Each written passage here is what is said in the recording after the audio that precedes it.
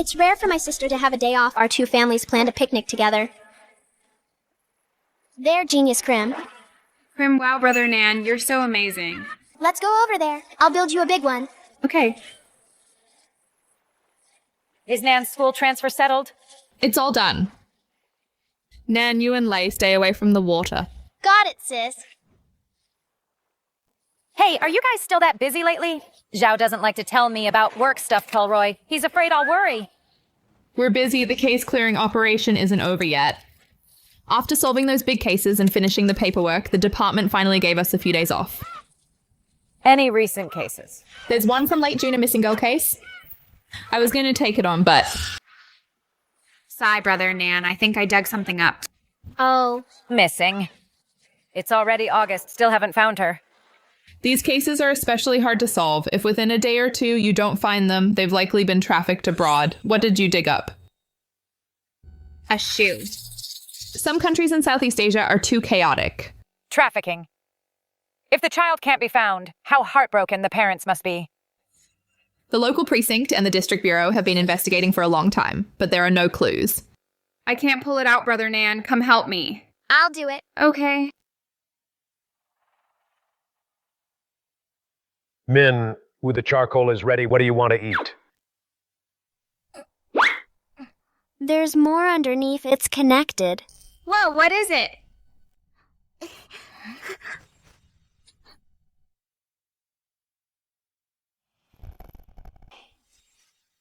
Oh my god, get up! Quick, Uncle Zhao! Sis! Come here, quick, Auntie! Take Lei away. What's going on? What happened? Take Lei away, quickly. Come! Come on. Come this way. Take her further away. What is it? Why can't I see what we dug up? I'm the one who found the shoe.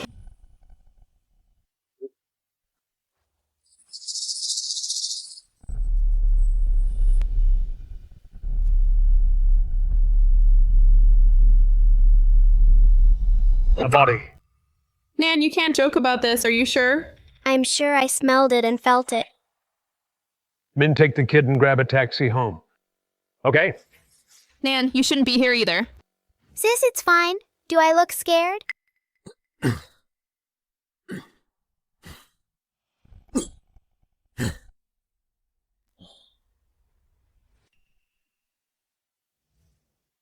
Wu, call the team immediately. Get more people here. I have police tape in my car. Seal off the scene now. Yes, sir. Considering Bin Cheng's conditions a month ago, the temperature changes and the lower temperatures at the beach at night, it would slow down the decomposition. Based on this level of decay, the time of death is probably about a month ago. About that, we have to wait for the forensic team to do a further investigation. Hey, a month ago. A month ago, that's when Luo Shanshan went missing. Luo Shanshan, female afternoon of June 30th, went missing after school. According to the investigation, Luo Shanshan was staying at her aunt's house. Usually her parents would pick her up, but it was the start of summer break that day. Her parents, who work out of town, agreed to come pick her up themselves, but due to a major traffic jam near the school, they were half an hour late. The case was initially handled by the local precinct and transferred to the main bureau 2 days ago. Dinner's ready, Lei. Come down, I'll introduce you to the brother. You looked at the new case, find anything? Not much. The killer acted at random. These kinds of cases are very hard to solve. Yeah, tell me about it. A random act, nothing on surveillance, and no witnesses. A case like this, even a god couldn't solve it. The face is no longer recognizable.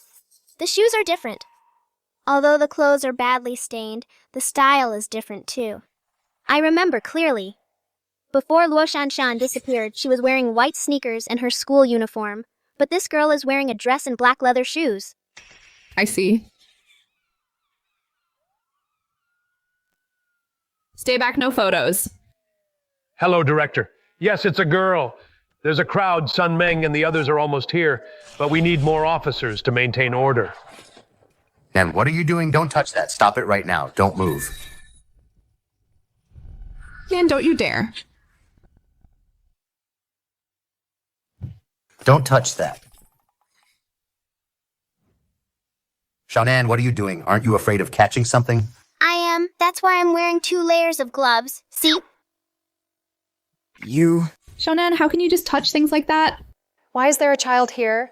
Is that a body in the bag? So many police officers, this might be a big case. Shonan, how can you just mess around? Oh, I only touched it a little bit just to confirm a theory. Still being stubborn. Confirming a theory, my foot. The medical examiner hasn't even done the autopsy yet. Like you'd understand any of that. Come wash your hands right now. Shonan, this part is not something you can be involved in. Go over there for now. Once the preliminary investigation is done, I'll let you see the files, okay? Fine. Found in the sandpit, it was likely left by the killer. Call me if you need anything. Look at you, acting so smart, daring to touch anything.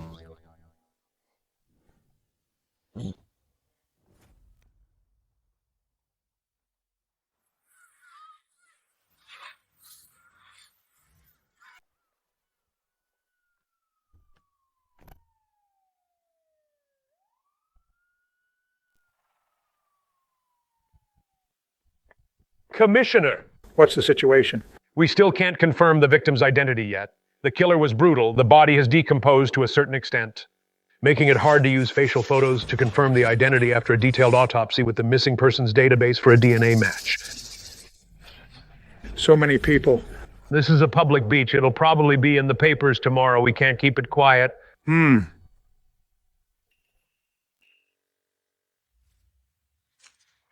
This is a heinous crime. I'm afraid it'll cause public panic. We must solve the case as soon as possible. Yes, sir. We'll complete the task as quickly as possible. I've already notified all officers from Team 1 who are on leave. Hey, how can he go over there and mind your own business? Good, you'll lead the task force. Start by identifying the deceased. Yes, sir. DNA testing and matching will likely take a few days. Once we confirm the identity, we'll look into her social circle. I know who the victim is. You know, how do you know? Did you know her before? I didn't know her, but Hello, Commissioner. Didn't Uncle Zhao tell you to stay away? Why are you still here? I know who the victim is. You know who it is. The medical examiner hasn't even identified her yet. And are you a psychic or something? This is no place for you. About you touching the body earlier, I haven't even dealt with you for that yet. Oh, come on, sis. You've been so busy with work lately, you probably have no idea what I've been up to. Here. What's this? A sketch of the victim. I just drew it. You drew this. How did you draw it? The body's in such bad shape. How could you identify her? I just needed to confirm a few points. The parietal bone, frontal bone, and brow ridge. The cheekbones, jawbone, and so on. Based on the facial bone structure, I tried to reconstruct the face, and based on the clothing size to determine her build, then I sketched it out. You can draw? How come I didn't know that? Sis, like I said, you've been too busy with work lately. How would you know about my hobbies? Besides, don't you think the person in this drawing looks familiar? It's about a 70 or 80% match. You've all seen the files. It's Luo Shanshan. Luo Shanshan. It's definitely her.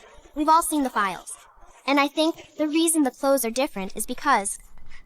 Commissioner, Yes. come here. Zhao, let me see. Shonan, right. Hello, Uncle Yang.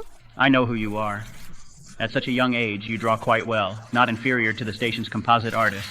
But I don't want to discourage you. You're still young, after all. Uncle, please just say it. Then I'll be blunt. This isn't a composite sketch at all. It's something much more complex, facial reconstruction from bone structure. In the field of forensic science, we often need 3D scanning technology to attempt reconstruction through scientific means to be able to draw it directly. And have it look similar is extremely rare. And you only identified a few skeletal points. Also, at different stages of life, facial muscle and fat distribution vary significantly. For example, in middle age, the nose broadens and the jawline widens. Infants have baby fat in early adolescence. There's more subcutaneous fat, making the face shape rounder. During the later stages, as the bones develop further, the features become more defined, but you didn't have continuous reference points. Relying only on drawing from memory after feeling the bones is easily influenced by other factors. For instance, you saw Luo Shanshan's file photo, so you kept suspecting it was her. Therefore, it's no surprise that your drawing looks a bit like her. Then you were sure it was her. That's too hasty. Uncle Yang, actually. Oh, Commissioner, I just performed a further examination of the body, although it's quite decomposed, and the face is unrecognizable. Fortunately, some skin is still intact. I checked the victim's hands. The left thumb and the right thumb and index fingerprints are barely intact. However, with the skin in a state of decay, it's very fragile. Contact collection might be very difficult. We can take photos for the record. Have the department's artist come over. It's best if they can sketch more details. okay, I'll arrange it right away. If we can draw sufficiently detailed fingerprints, we can, before the DNA results are out, identify the victim much faster. Uncle Yang, What is it, Xiaonan? Why don't you turn the page? Turn the page. Her right thumb is the clearest part preserved. You drew this. Just now. How is this possible? You weren't by the body just now. I drew it from memory. I saw it and I remember. From memory. This is impossible. How can this be? I'm a genius after all. With a photographic memory, nothing is impossible. If you don't believe me, you can go compare it with the body. Right. It's correct. Great drawing. Just by looking at it, the difference is negligible. Chief, we can use this. I think the portrait I reconstructed is fine too. We can proceed with further confirmation. Send someone to Luo Shanshan's home on her daily items. Collect fingerprints from her right middle finger. Judging by the slight indentation on the second knuckle, it's a mark from holding a pen. For a long time, she's right-handed. What I drew is also the right thumb. We should be able to collect many matching ones. We can run a comparison right away. Son, come here. Coming. Take some men and go. Also, I think Luo Shanshan has different clothes than when she went missing because the killer obviously changed them and the material of her current outfit, though heavily contaminated, I can tell. It's made of organza, lace, and velvet, as well as pure cotton. It's a style that's been popular globally for years. A cute Lolita-style dress, including the shoes, it's a set. Meaning, after the killer kidnapped her, he dressed her up meticulously and then... We're dealing with a... damn pervert. We'll solve the case. There's something even scarier. Shonen, what else did you find? This case might be even trickier. I hope I'm right. And yet I hope I'm wrong. I won't say it yet. Wait until Uncle Yang finishes the preliminary autopsy report. I need further confirmation. All right, everyone, hurry up. Yes, sir. Come on, everyone gather around.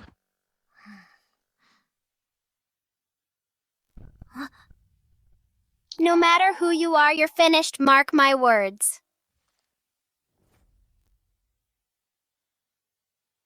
Although the DNA results will take a few days to come out, but based on the reconstructed portrait and the fingerprint comparison, confirmed, and the fingerprint comparison can basically confirm the victim is the one missing from case 630, Luo Shanshan, currently, besides expanding the search area of the missing zone, looking for witnesses and surveillance clues, we also need to... Val. I need it urgently. Yang gave me the preliminary autopsy report. The detailed one will take 5 more days.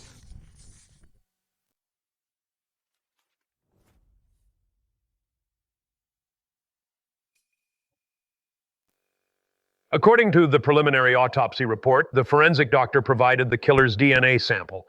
The victim's fatal wound was to the neck, and the killer's methods were extremely brutal.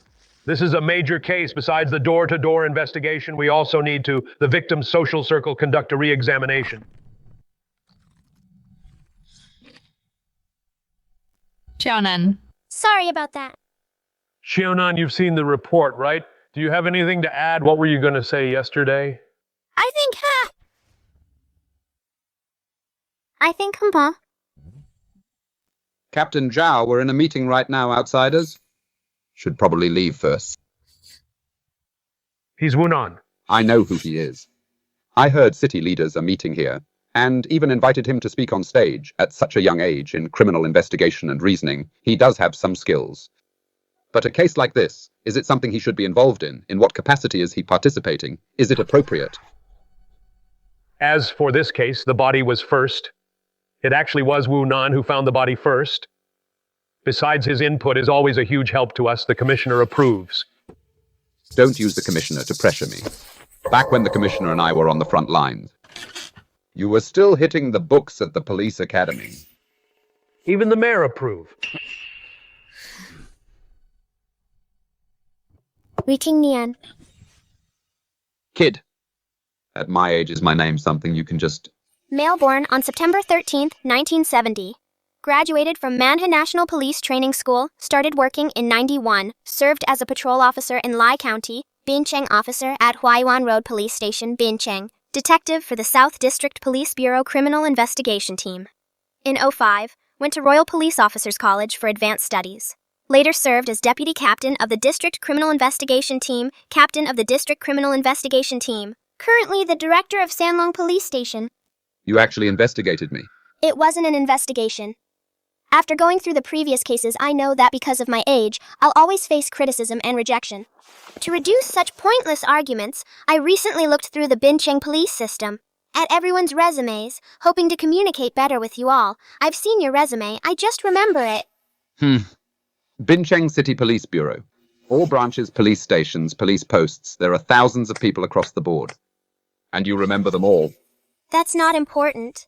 You wouldn't believe me if I said I did. What matters is that this case is extremely important. I hope I can play a part to help solve this case sooner. Time is of the essence. I've heard that you're good at reasoning, but this case just happened. We still need... It seems Director Wei doesn't believe in my abilities. You're just a kid. You just got a divorce, and you have a strained relationship with your daughter. You're desperate to patch things up, right? Wei. You got divorced? Director Wei. You really did. I clearly didn't tell anyone. How do you know? Your left ring finger. Judging by the depth and color of the mark, you used to wear a wedding ring all the time, but now you're not wearing one. Although your clothes are clean, the wrinkles are obvious and they're a bit small. Look at your hair. You must have just showered today. You're someone who values cleanliness, but there's a stain on the bottom of your tie. You probably got it while eating. Judging by the discoloration, it's been there for at least a week. Putting it all together, it's no coincidence. It means you've recently divorced and started living alone. No one is doing your laundry or cooking for you anymore. You woke up this morning, realized your usual clothes were all dirty. So you had to go into your closet and find some old clothes to wear. Since you've gained some weight recently, the clothes are too tight, you couldn't find a clean tie, so you picked the darkest one. At least it doesn't look that dirty before the meeting started. Your phone is an older model.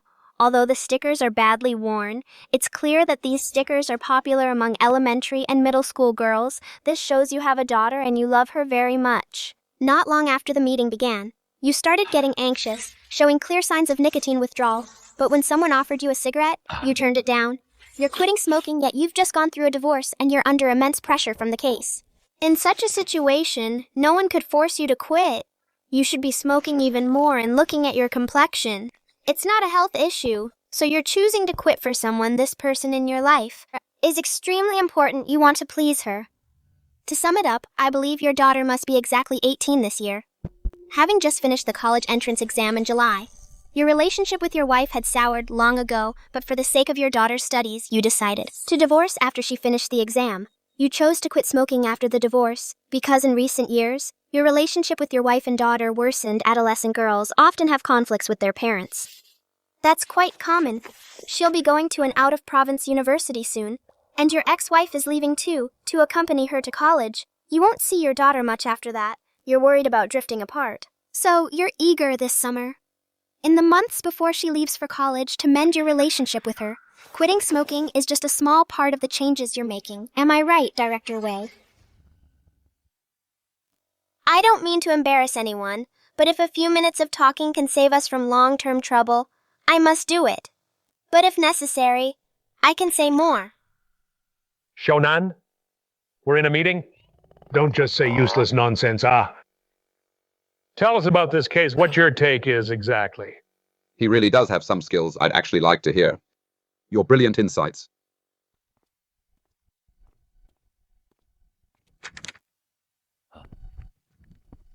There are 2 points, but they are very important.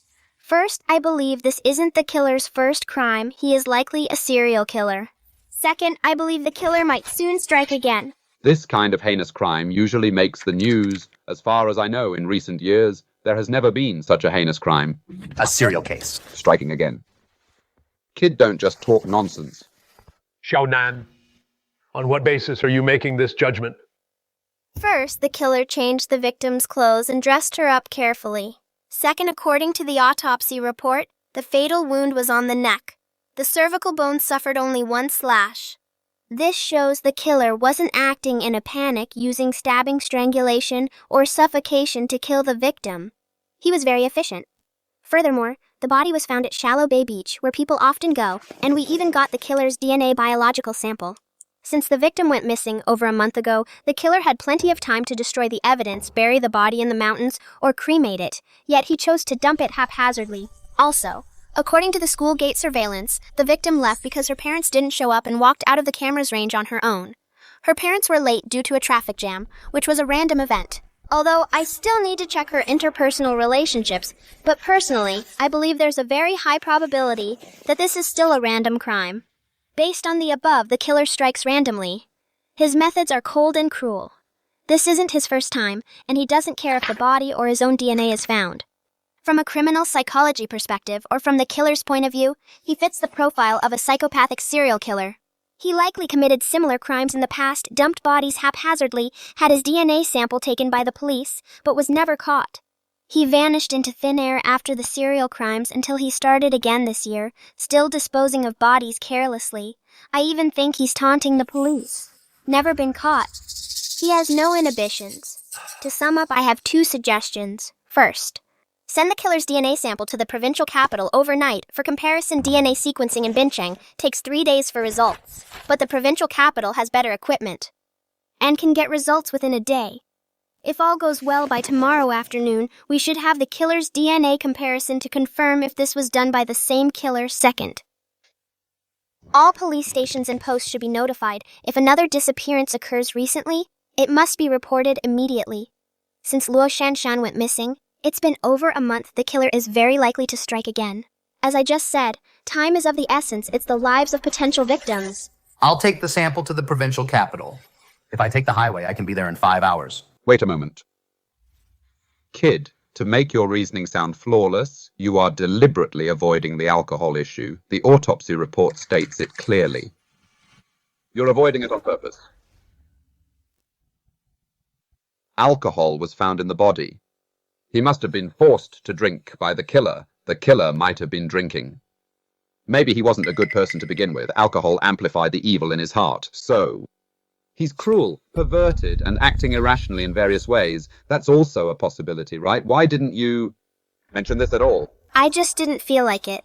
I didn't want to waste everyone's time on meetings and debates. My goal was just to convince Uncle Zhao, to speed up the DNA comparison, and to prevent potential victims from being harmed again. What I said before was already enough.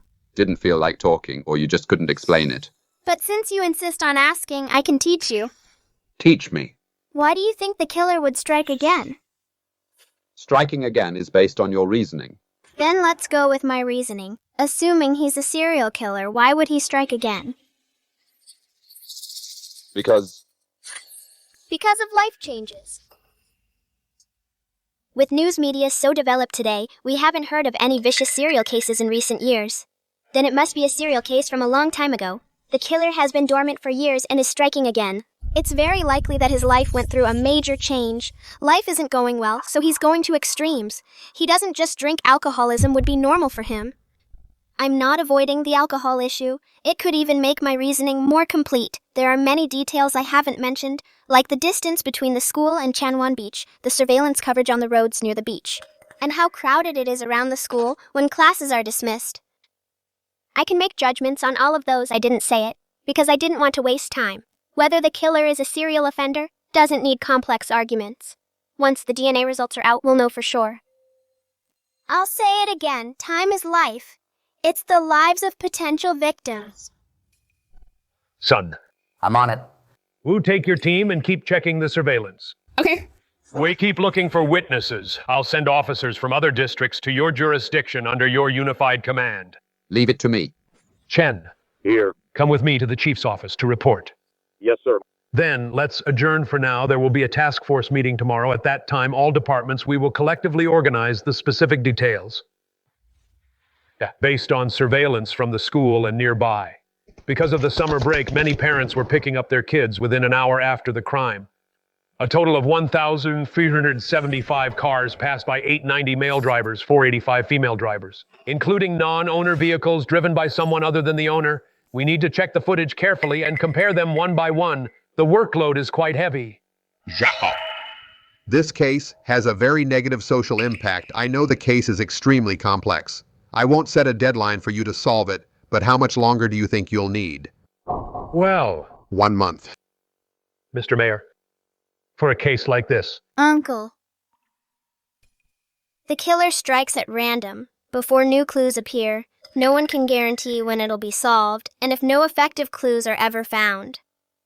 It could even become a cold case. You little rascal. Wearing headphones and your ears are still so sharp. Oh. I didn't turn the sound on. I've been listening. Reporting it. Come in.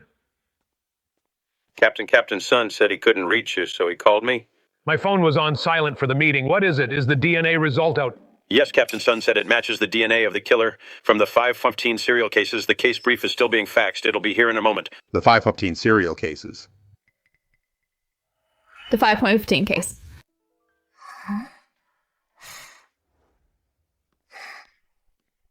The Jincheng 515 serial cases. Oh, right. Captain Sun mentioned several counties and cities, including Jincheng. 9, there were 9 before this. Xiaonan. 9 what? Before Luo Shanshan was murdered, there were 9 other victims. 9, how is that possible? Why have I never heard of it, Xiaonan? Don't start again. Xiaonan, do you know this case well? I only found out recently, too. Yesterday, I deduced that the killer might have committed a series of crimes, so I looked it up online. Even if major serial cases were a long time ago, but there's always some news. These cases, it's normal that you haven't heard of them because the first one happened 21 years ago. That's 2004. In 04, August 25th, in the wasteland on the outskirts of Jincheng, a mutilated body was found. The victim was named Su Wana. In 05, August 16th, Zhenlong County, body found. In a trash can in the early morning, a mutilated body was found July 9th, 2005, by a wild river in Shinkun, northern outskirts of Jincheng. While an angler was fishing, a highly decomposed body was found. And nearly 200 well-known enterprises in the city and surrounding areas, covering intelligent manufacturing, information technology, and modern services. As of press time, the cause of the case has not yet been announced.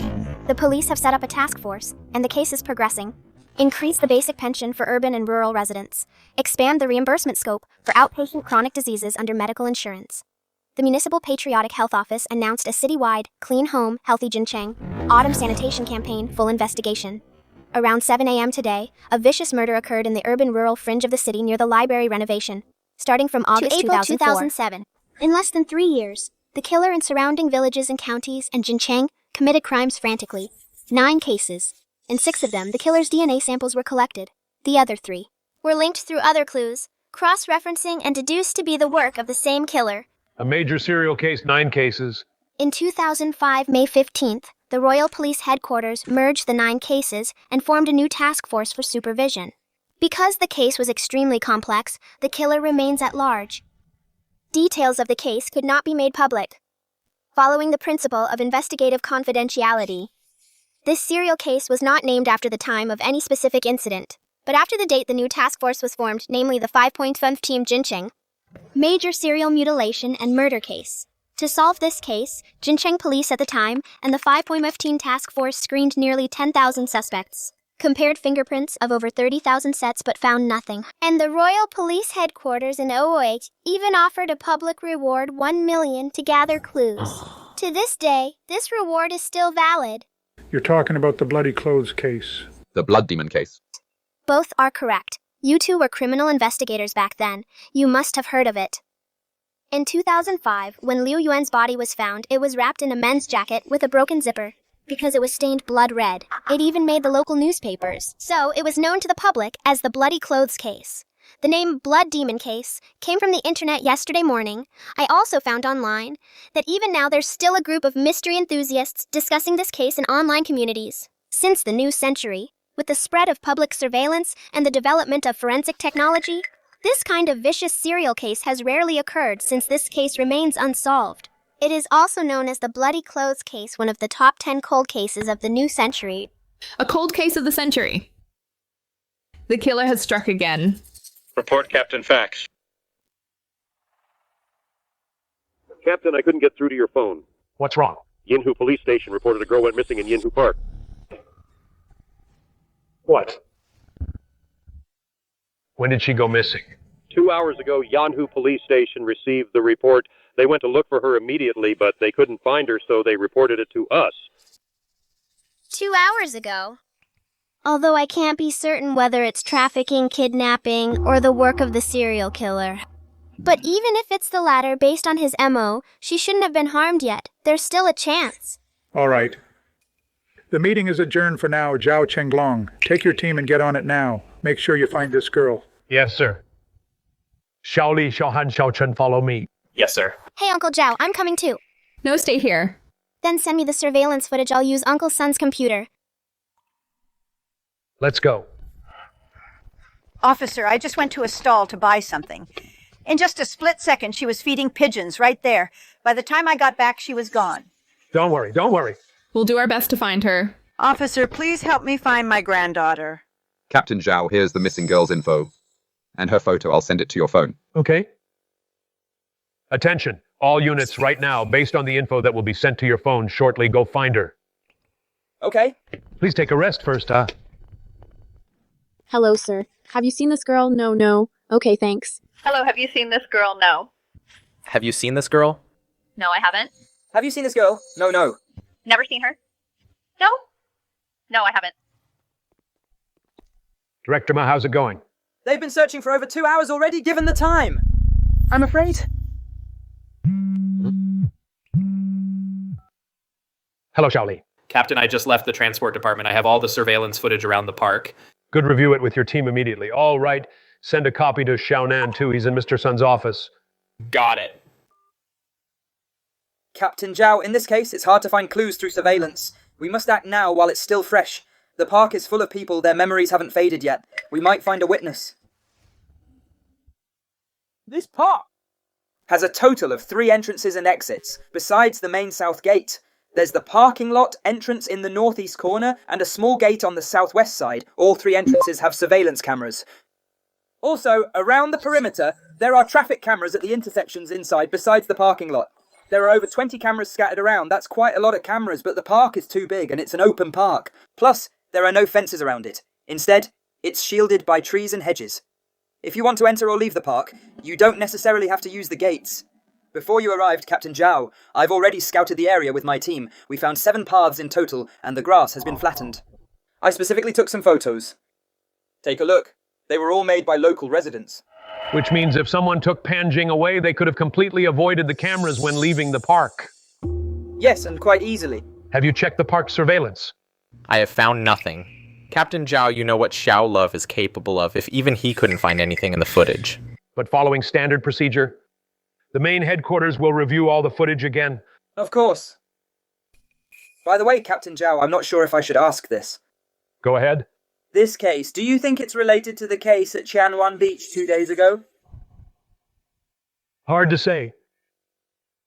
It's possible it could be a kidnapping and trafficking case, or it could be the same perpetrator, especially since the suspect chose to strike here and left no clues on camera. It shows he's very familiar with the surveillance timing here. In that Tianwan Beach case, when the victim disappeared, the killer avoided all surveillance as well. Oh, right, Xiao Wu, send a copy of the park's internal footage. To your brother, too, whether it's useful or not. Just give him something to do. Otherwise, he'll start pestering us to go to the front line again. Okay.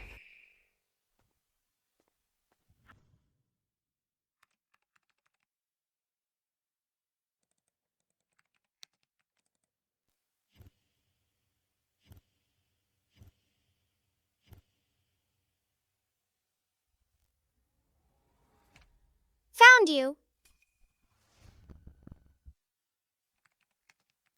Path light. Man A50. That's right.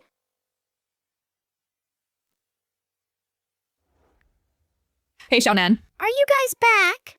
Still searching the park. Have you eaten yet? No, I found a clue. Found a clue. Yes. Captain, it was all a misunderstanding. The person the witness saw wasn't Panjing. They just looked similar. The color of the top was the same. She was with her mother at the time. Confirmed they've already gone home. Then keep searching. This park is so big and there are so many people. Keep questioning them. I refuse to believe there isn't a single trace. Yes, sir. Captain Zhao. Xiaonan says he found a clue he wants us to get back quickly. He couldn't explain it clearly over the phone. A clue? Where did he get a clue from? He says it's in the surveillance footage. Surveillance? He said. What did he say? He said we should wrap up immediately. We'll catch the person tonight. Surveillance. The park's surveillance. We already checked the monitor room. No footage of Panjing's disappearance was captured, including the parking lot. The cameras didn't catch Panjing or any other suspicious signs. Hey, Xiao Chen, how's the surveillance check on your end? Captain, nothing found yet. Okay, I got it. Xiao Wu, come back with me. Captain Zhao, are you really leaving? Yeah, why? Zhao Nan is Xiao Wu's brother. Yes. Xiao Wu is currently our Bincheng Star Officer. Outsiders might not know about your brother, but within our department, most of us have heard something. Heard he's still just a child. That's right. Captain Zhao, can we speak in private? Sure. Captain Zhao, about the Shallow Bay beach case. The body was just discovered, and from what I know, the victim had been missing for a month. Now we have another disappearance here. Moreover, from the preliminary investigation, the suspect's method is extremely stealthy. It's very likely the same person as in the Shallow Bay beach case. I know that so. What I mean is our station's manpower is limited. If you call off the search now and pin all the hope of solving this on a child who claims to have a lead, isn't that a bit too reckless? And if we don't keep investigating after tonight, even if there were witnesses, their memories might become fuzzy, they won't be able to describe the suspect's face. Time is of the essence. Chief Ma, I didn't say we're calling off the search officer Wu, and I will just head back first. Then, now that you're leaving, I can't really command the team you brought. This will delay the investigation. Don't worry, this case, the Criminal Investigation Division has taken over. Whether we solve it or not, it's our responsibility. Your station is just assisting with the case. Captain Zhao, that's not what I meant. It's not a matter of whose responsibility it is. I have children too. My youngest daughter is about the same age as Panjing. Well, let me be blunt. He's just a kid. Yeah, I heard he has some talent, but with just one phone call he can get you the captain of the CID to come over and even tell everyone to call it a day. This situation, I just don't understand it. Wu? You notify Li to continue the investigation. Okay. Chief Ma, you come back with me. Okay. Fine. Zhao, why are you back? Hello, Commissioner. Found the missing person. Not the one from the park yet. Then why are you back so soon? There's a lead. There were 2 witnesses, but it was a misunderstanding. They didn't see the missing person. But Xiaonan has a lead. He checked the surveillance. He said we'll make an arrest tonight. So where is he now? Sun Meng's office. Let's go. What are you standing there for?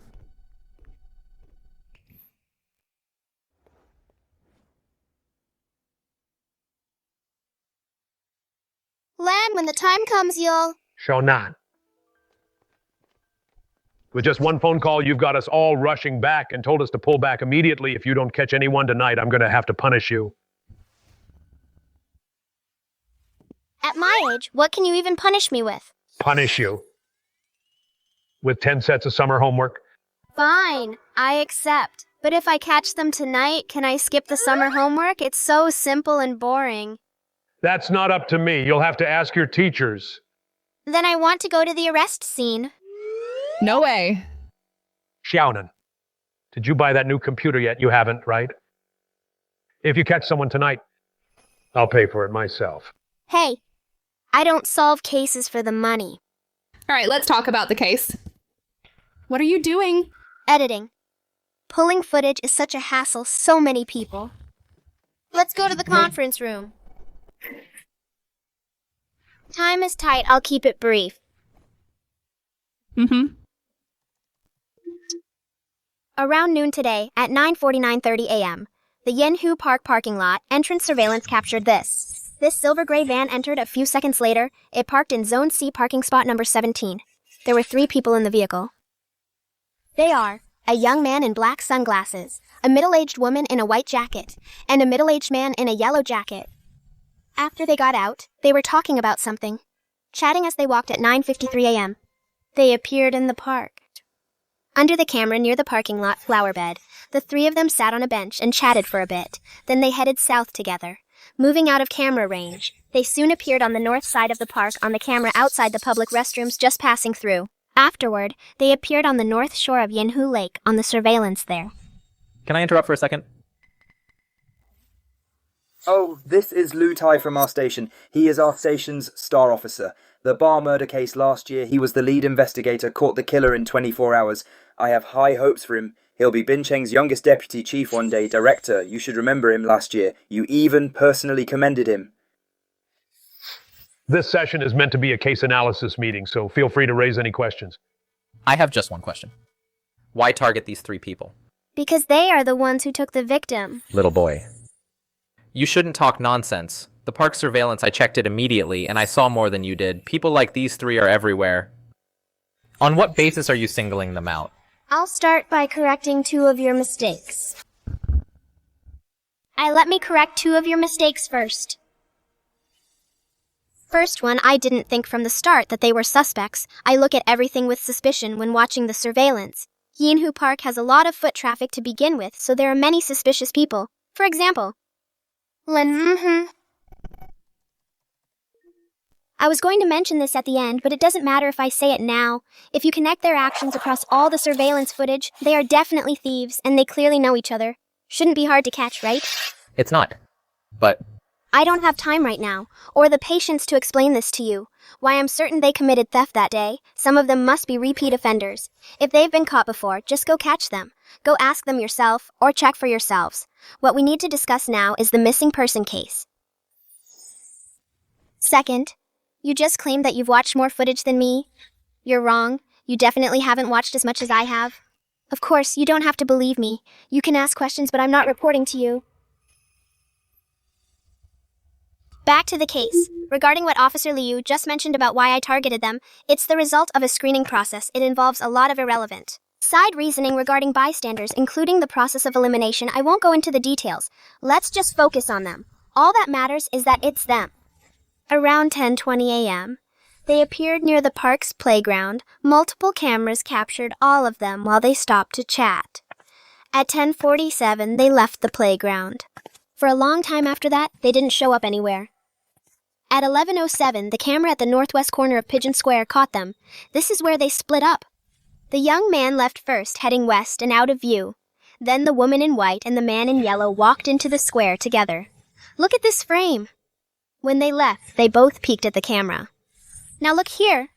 At 11:35, the young man in black sunglasses appeared by the basketball court watching people play. He kept watching until 12:09 when he took a call. After that, he walked out of the camera's range. Considering his walking speed and the distance, these surveillance clips all prove that this young man headed straight back to the parking lot after the call and then drove out of the park. Jiao sis, do you still think they aren't suspicious? Based on what you just said, these 3 people arrived at the park after 9 a.m. until after 12 p.m. The young man drove off alone, but throughout the morning.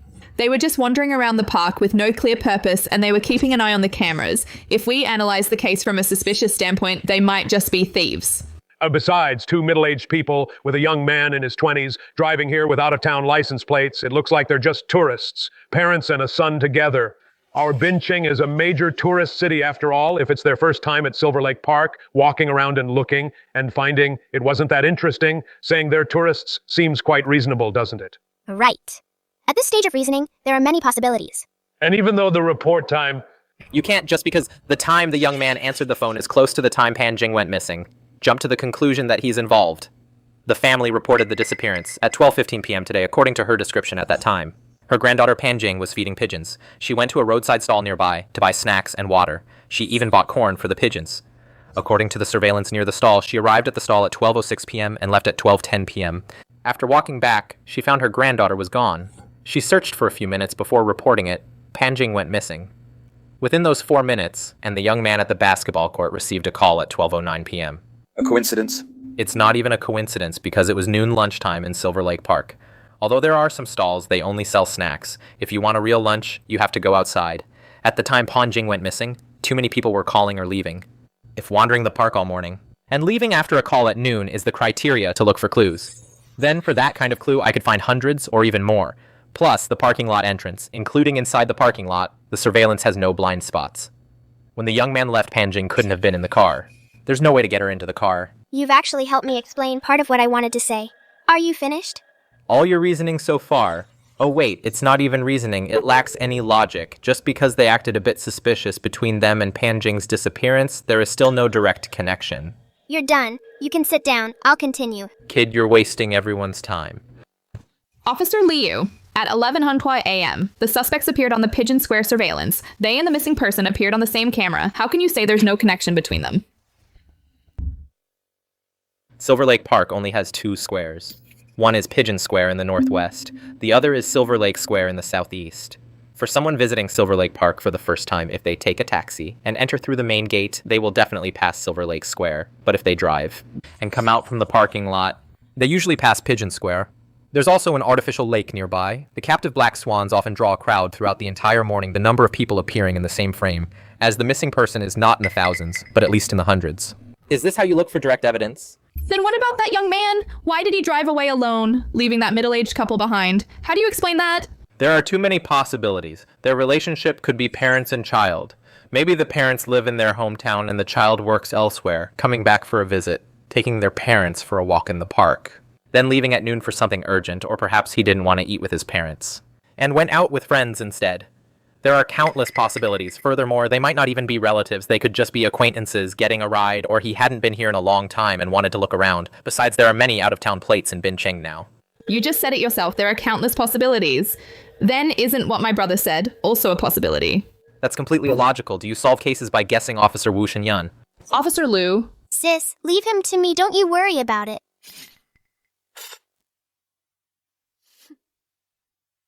I'll continue. I know you're not convinced a star officer so young with a bright future. You're very proud, aren't you? I'm certainly not as young as you. Especially since you watched the park surveillance first, claiming to have seen a lot, but you didn't notice the obvious problem. Well, I'm just a kid and I say I saw it. And my initial deduction didn't seem that impressive, so you're not convinced, right? I don't want to get worked up over a child. This is a case. Time is life, I like that saying, so I'm going to give you a chance, and for your own sake, don't interrupt me again. I'll ask you a question. If you can answer it, I'll leave right now to do my 10 summer homework books and you can take over. But if you can't answer it, please just shut up, okay? Ask away. The question is simple. After the young man drove away, did he ever come back? If he did, at what time and on which camera did he appear?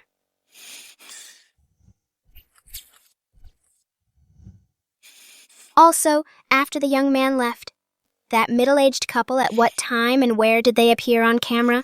Did they ever leave the park? And how did they leave? Come on. Answer me. I can tell you're someone who focuses on concrete evidence and values logic. You don't make wild guesses, so what time?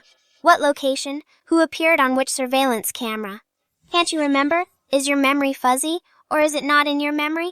Not sure. I don't remember. Then shut up. Stop interrupting me so easily. You remember. Of course. Even if you remember, I watched the footage at 12:30 p.m. From then until now, it's already been several hours. You just watched it this afternoon. And you arbitrarily singled out these 3 people directly as suspects. You even went as far as to clip their footage. Of course you'd remember. That's no special skill. Then do you think is there a possibility? What? They weren't there. What do you mean, not there? When people watch surveillance footage, especially multiple screens at once, while looking for suspicious clues, they tend to focus on those acting suspiciously, those appearing multiple times, or those repeatedly appearing. Near the victim, they leave a deep impression. Once a suspicious person appears too many times, they seem even more suspicious and get more attention. This is a load of nonsense. Conversely, when watching footage for a long time, facing a large number of suspicious people, if one suspicious target appears less frequently, or even stops appearing, then the suspicion towards them decreases. To the point where the impression fades and their existence is overlooked, especially after Panjing went missing, those other suspicious people in the park were still active, mostly thieves. Considering people can't just vanish into thin air and the park is huge, it's hard to take someone out quietly. Therefore, those who remain suspicious during subsequent observation would draw the observers most of the attention. You mean... First of all, it's certain. Although you have some observation skills and a decent memory, you're not as meticulous as I am when watching surveillance. Secondly, you said you don't remember. That's because you're a very logical person. You're very thorough. You really can't recall it. You weren't just acting out of spite and making wild guesses. I appreciate that about you, so I can tell you, it's not that you don't remember, but that you overlooked it because they vanished. They vanished? Starting from 12:09 p.m. today, when the young man answered the phone and immediately drove out of the park, counting from that moment, I'm 100% sure that all the surveillance cameras in the park never captured those 3 people again. The cameras didn't capture the young man driving back, nor did they capture the woman in white leaving the park. After Panjing went missing, the young man left and didn't return. They also seemed to vanish into thin air, disappearing within the park. Is that normal? Do you still think they're not suspects? You're right, they... Of course. You can't be blamed for this. You're not me, after all. Yinhu Park has thousands of visitors every day, thousands of figures appearing repeatedly across dozens of cameras. The difficulty of such a search, and those 3 people's behavior all morning wasn't conspicuous. If you don't look at them specifically, they're just ordinary tourists. You wouldn't have noticed them from the start, so naturally, you wouldn't know that they vanished afterwards. No. Something's not right. Not enough. This isn't enough. There are still too many possibilities. If the reasoning only goes this far, it's not enough to prove that they are the kidnappers. There are other possibilities, and you say we'll definitely catch someone tonight. You're just talking big and taking a gamble. You're bluffing. You're taking a gamble. We can track the owner through the license plate. We can definitely make an arrest tonight, since there are suspicious points. We definitely need to question them. This is part of the investigation, but we might catch the wrong person. First of all, the biggest suspicion regarding their movements is the subsequent whereabouts of the middle-aged couple. According to the surveillance footage, after they entered the park, they kept stopping and starting. They seemed very observant if they were tourists visiting this park for the first time. Then, the couple's subsequent disappearance makes no sense at all. They aren't familiar with the park. Throughout the morning, they were constantly caught on camera. Afterwards, how could they just happen to avoid all surveillance and leave the park even if they stayed to keep sightseeing? They should still frequently appear on other cameras. How could they just vanish? Conversely, if they were already familiar with the park, knew where the cameras were, and the side paths in the park, then their behavior all morning becomes even more suspicious. What were they looking for? Of course, there are indeed many other possibilities. For example, the couple might be locals who know the park well, while the young man is an outsider. They were stopping and starting. We don't know what was said. But actually, they were showing the young man around. But the young man wasn't very interested. He watched some basketball for a bit, then left for an appointment. And since the couple are locals, they could have left via a side path. They could also be a gang of thieves. Or maybe they are just a very ordinary family of 3. Since they know it so well, there's not much to look at. Just taking a casual stroll, talking about things unrelated to the park. It just looks a bit strange. So you're gambling that they are... This is what you found. Of course I'm not gambling. But they've already left. What else do you have to say? Because of you, I've wasted a lot of time. I have to go to the traffic department later. Let me get straight to the point. This is an aerial view of Yinhu Park. The main gate is to the south. There's a small gate on the southwest side. The parking lot entrance is at the northeast corner. Today at 12:51 p.m., the young man drove out of the park. The young man drove out of the park and entered Beitang Avenue, 12:15:23, at the intersection of Beitang Avenue and Donghu Road, waiting at a red light. 12:16:07, turned right onto Donghu Road, 12:17:04. Passing through Donghu Road at the intersection with Yinhu Avenue, didn't hit a red light, turned onto Yinhu Avenue, 12:18:15. Passing through Yinhu Avenue at the intersection with Sealand Road, waiting at a red light, 12:18:29. Turned onto Sealand Road, 12:20:57. Passing through Sealand Road. At the intersection with Beitang Avenue, didn't hit a red light, went straight, heading all the way north. This is the young man's general route after driving out of the park. That's about it. Does anyone notice anything? After the suspect left the park, why did he go around it for most of the way? Why didn't he, at the intersection, turn left or make a U-turn or just go straight or right? Lane restrictions he couldn't, because Beitang Avenue and the Donghu Road intersection are very close to the park entrance, extremely close. The park has many daily visitors, so it's often congested. During the midday peak, traffic officers are there to direct traffic, prohibiting left turns and U-turns. And further north on Jilin Road is the Binshui interchange. To use the overpass, you have to loop around like this. There's nothing wrong with the route itself. So, I don't see it. Just tell me. it's not about the route, it's about the timing. Timing. Beitang Avenue. was indeed congested. So from leaving the park station to the first intersection, it's only a few dozen meters, but it took a full 30 seconds to crawl, after turning right onto Donghu Road. Traffic got a bit better, but it was still crowded. So he was driving slowly until reaching Donghu Road and the Yinhu Avenue intersection. It took 57 seconds total, turning right, heading west along Yinhu Avenue. To the Sealand Road intersection took another 1 minute and 11 seconds. Based on the surveillance, Yinhu Avenue had great traffic then, so he drove very fast there. After the red light, the suspect vehicle turned right onto Sealand Road. It took 2 minutes and 28 seconds to cross Sealand Road and the Beitang Avenue intersection heading north.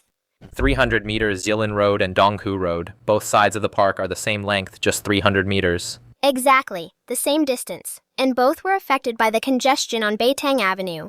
In fact, Donghu Road was more affected, but the suspect vehicle drove through Donghu Road in only 57 seconds. While passing through Sealand Road to the intersection, took nearly 2.5 minutes. Considering the conditions on Donghu Road, with the park on the right, there were no stops for cigarettes or anything, and since the vehicle drove normally afterwards, I think the most likely scenario is he stopped the car. Right. That seems to be the most reasonable explanation for now. Of course, to be thorough, there could be many reasons for stopping, like a minor scrape, checking the car, and leaving once they were done. Or maybe they were being safe and pulled over to take a call or something. Picking someone up is just one of the possibilities, but they also have a flaw right here in these surveillance screenshots. You might not notice it normally, but when I put them together, you should be able to see it.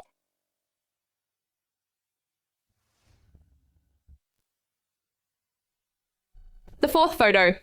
There's something white under the windshield.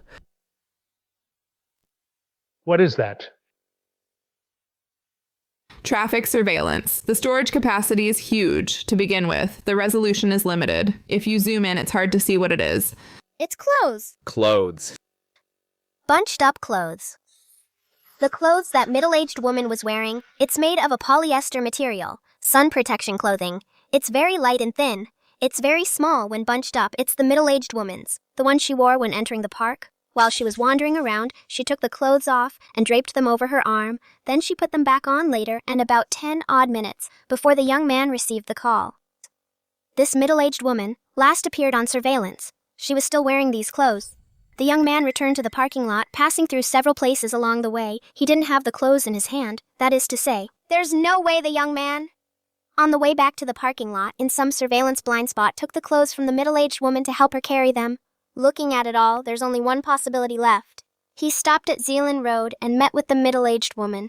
Now look at these pictures for comparison. Due to the lighting, some frames are relatively clear, and in the clear frames, the van has a black interior. But in the screenshot of the last intersection, because of the glare on the windshield, the passenger seat is unclear, but look closely, you can see a hint of brown. Underneath, that middle-aged woman was wearing brown clothes. She's in the car. All this proves the middle-aged woman didn't just meet with the young man. She also got in the car, and I believe that middle-aged man should also be in the car, just in the back where the camera can't see him. There are more deductive details. For example, why the middle-aged woman is in the front. The white sun protection clothing would be tossed on the dashboard. I could go on, but simply put, based on the deduction so far, I'm at least 60% sure the missing Panjing is also in the car, being watched by the middle-aged man in the back, and she's semi-conscious. Let's make the arrest, Captain Zhao, director. With so many suspicious points, there's no such thing as that many coincidences. It's likely them.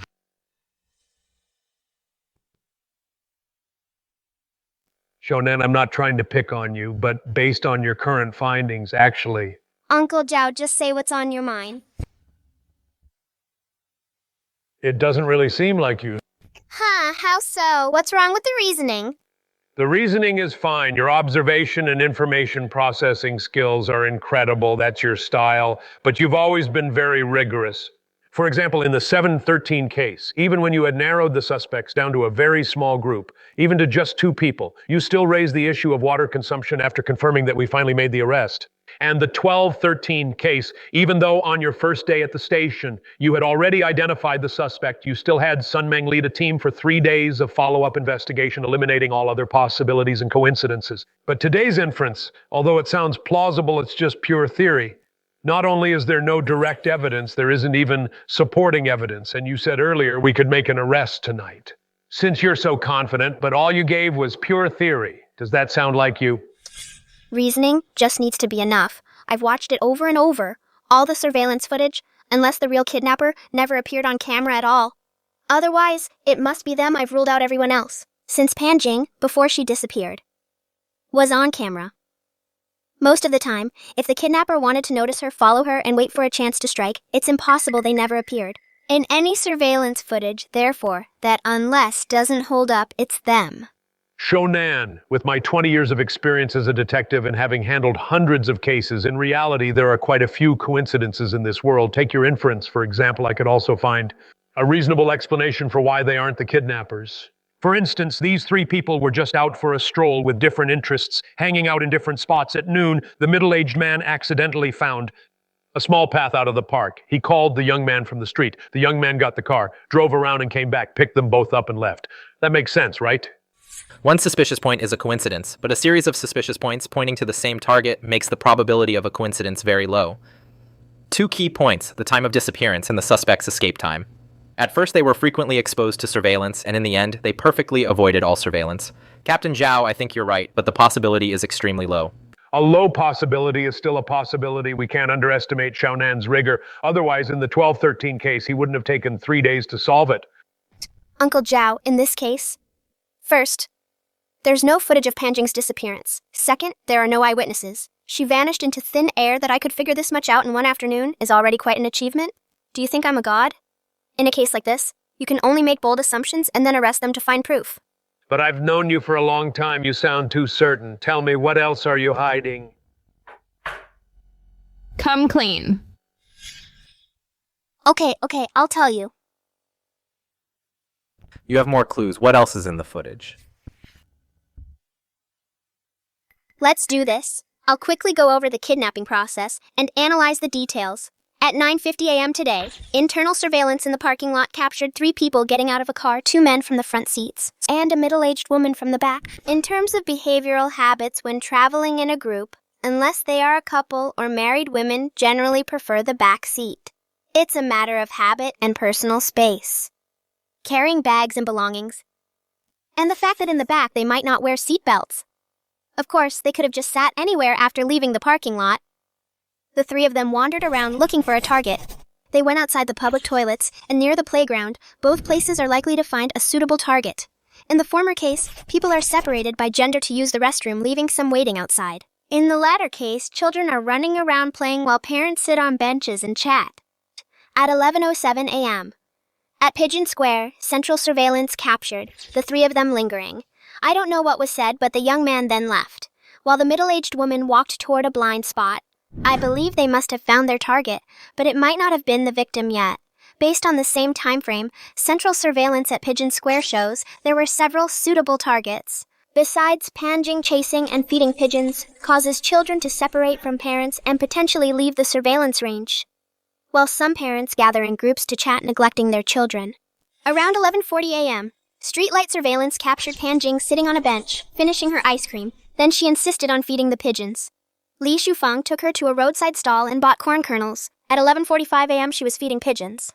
Around 12:06 p.m., at Pigeon Square Central, surveillance captured, she only had a small bag of corn left. She spilled them all over the ground while opening the bag and almost cried. Her grandmother felt bad for her and went to buy more corn, as well as water and food.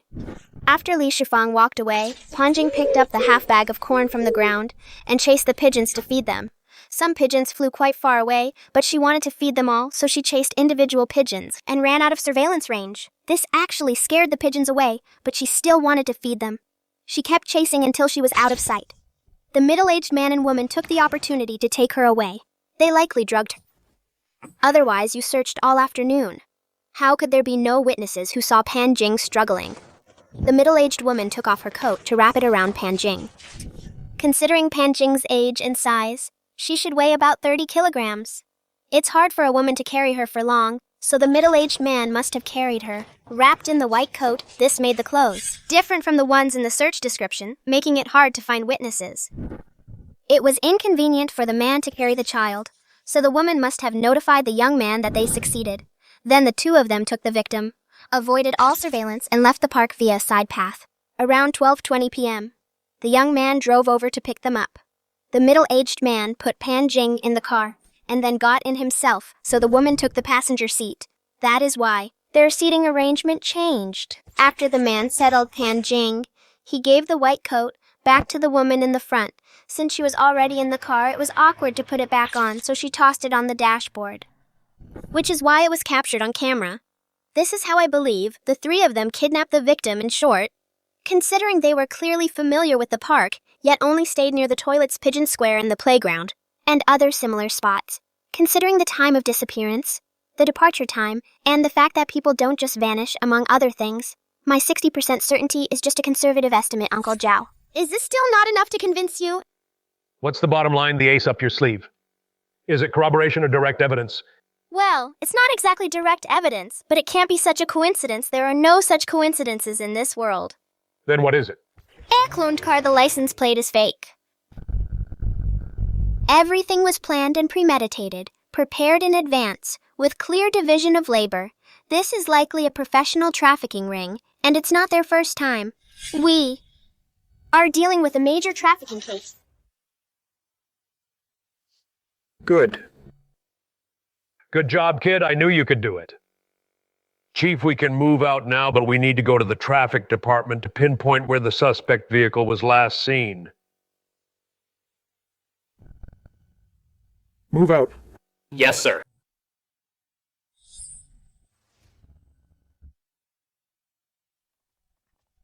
Hey, Uncle Zhao, wait for me.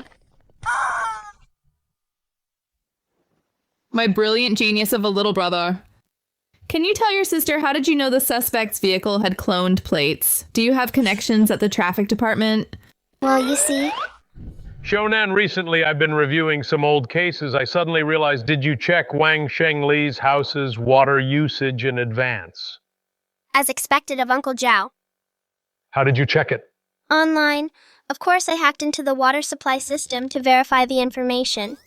Shonan. Well, I have my own ways.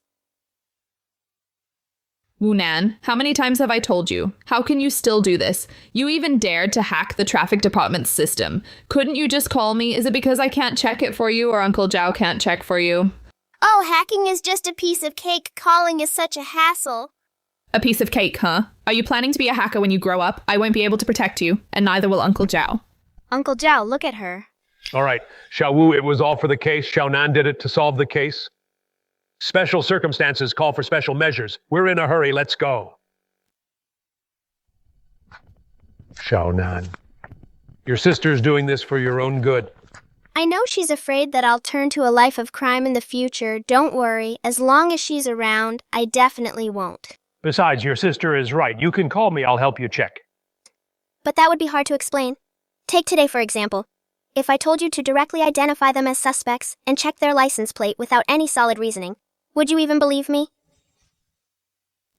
Tell you what, in the future, just tell me, I'll believe you first. Fine then. You said it.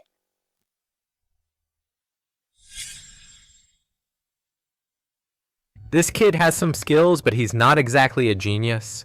If I had the traffic surveillance and combined it with the parks, I should have been able to tell too, especially when the suspect vehicle was on Sealand Road.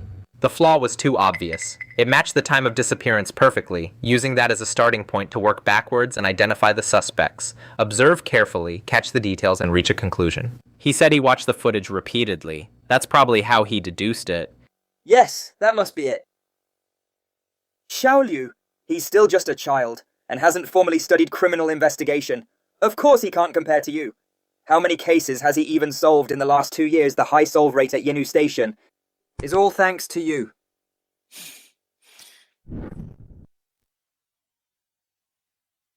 Little brother, with all these monitors, can you even keep up?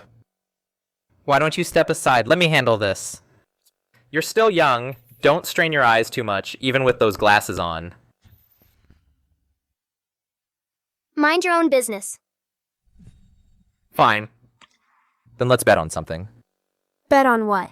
Let's bet on which of us will be the first to find the suspect vehicle in the footage at its last known location if I find it first. Give me your sister's phone number. My sister is a real fighter. Aren't you afraid she'll beat you to death? Are you in or not? I would never use my sister's private information to make a bet with anyone, but since I won't lose, it doesn't really matter. You're young, but you talk big. What if I win? Up to you. I won't make it hard for you. Just call me bro. From now on, you can only call me bro. Calling you little brother feels weird. Sure you won't win anyway. Captain Zhao, we're ready. Good. Xiaonan, you can start. Roger that. Start. 2x speed. 4x speed. 8x speed. 16x speed. 30x speed.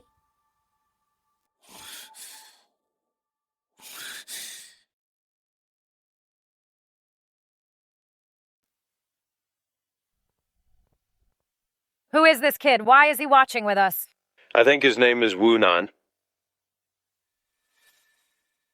Captain Zhao, it's impossible for the human eye to keep up with this fast-forward speed. This is ridiculous.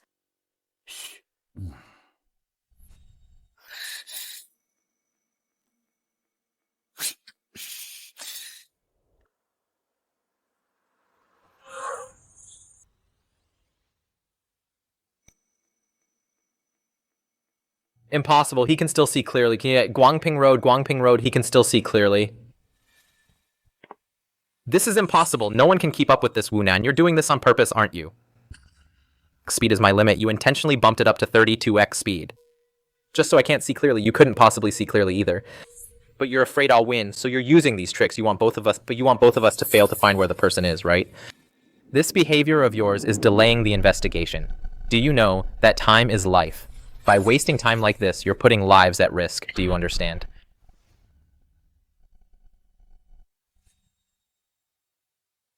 What's wrong, speechless now? Were you exposed? Unan. That's quite an accusation. Can you shut up? Can't you tell? Just wait for the result nearby. Captain Zhao, aren't you going to do something? Captain Zhao, letting him hog the big screen and continue pretending to watch is completely pointless. It's wasting everyone's time. Oh well, it's a pity the traffic guardian system hasn't been popularized in our country yet. Only the capital and Bayal and a few key cities have it. Otherwise, the footage would be clearer, and we could lock on in real time with license plate tracking. No need for manual screening. Look, Captain Zhao, I think we should bring more people in. Rewind the surveillance footage to when the suspect vehicle left the park. Let's have more people re-examine it. No matter how he takes detours, the city surveillance density is high enough. If we don't see it once, we'll watch twice. Even if it takes several hours tonight, we'll definitely be able to lock on to the suspect vehicle, the location where it last disappeared, and confirm the general area.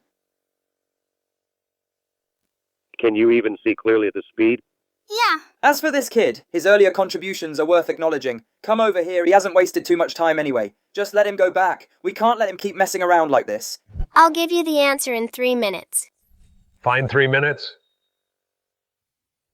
Hey, this isn't right. The time on this footage, it's almost 3 p.m. The suspect vehicle left the park just after 12 p.m. Even if they were driving in circles, they wouldn't be driving for 3 hours. That would only expose them. They should have reached their destination long ago. So what are you pretending to look for in the later footage? 64x speed.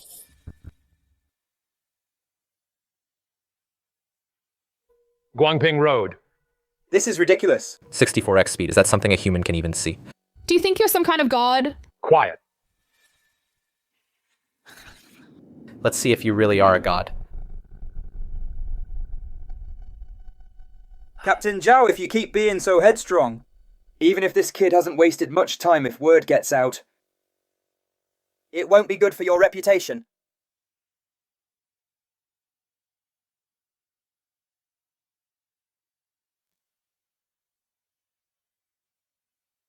Ten. 9. 8. 7. 6. 5. 4. 3, 2, 1. Time's up. Time's up, kid. Are you gonna keep messing around? You can stop now. Do you really think you're some kind of god? Pull up 12:34 p.m. West City Elevated Exit Surveillance. 12:39 p.m. Wanan Road intersection with Hui Kang Road. 12:49 p.m. Belahui Plaza Surveillance. 12:51 p.m. Yuhua Road intersection with Shanghai Avenue.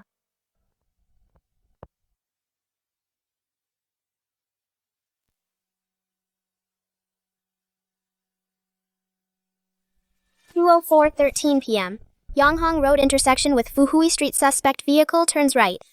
After 30 meters, turns right again, enters Jiang Community. From 1200 to 2 p.m. For over 2 hours.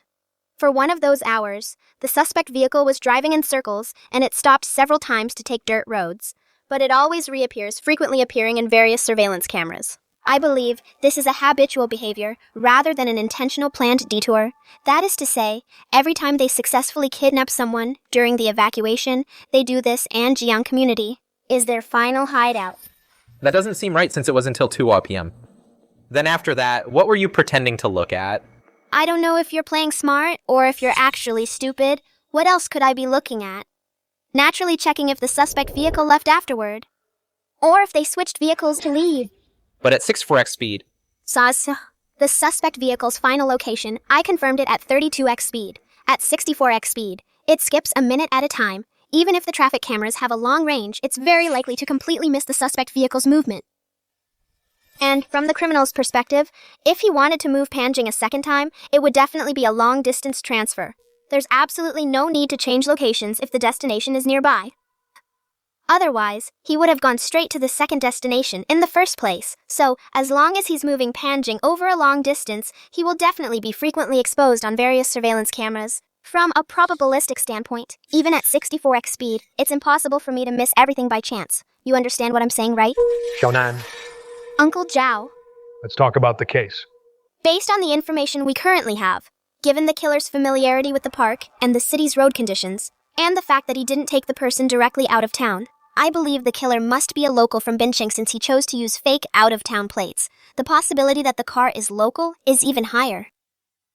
As for the rest, Uncle Zhao, you're the professional, I don't need to say more. Okay, now I only have one last question. Ask away. Based on your judgment, do you think this case is related to the Shallow Bay Beach case in any way? There are 3 possibilities. Go on. First, a pure kidnapping case. The fact that they are veterans is certain. Second, compared to back then, considering today's density of surveillance and population. For a lone killer to act randomly, completely avoiding all surveillance, and the difficulty of avoiding witnesses is extremely high, so Luo Shanshan must have been kidnapped by these 3 people. The killer is the buyer. Third, the middle-aged man among the 3 must be the killer from back then. As for the middle-aged woman and the young man, why they helped him so-called dysfunctional families, in various cases throughout history, are not unheard of. Attention all units, Lee. Here. Take some men to check vehicle information. There are about 800,000 vehicles in all of Bincheng MPVs. Probably account for a tenth. The suspect's vehicle is a 2015 model Shui MPV. Silver gray, based on the model, year, and color, in the whole city there are only a few hundred. Focus your search on registered addresses in the Jiang community. Yes, sir. Wu, go to the Commerce Bureau, get all the information on every single auto repair shop around Jiang community, send people to ask one by one for a 10-year-old car like that. I don't believe there are no maintenance or repair records, and the older the car, the more likely they are to have it serviced at a nearby shop. Understood. Wong. Here. Take a team and stay here. Keep a close eye on the real-time traffic surveillance of Jiang community. Report to me immediately if the suspect vehicle is spotted. Yes, sir.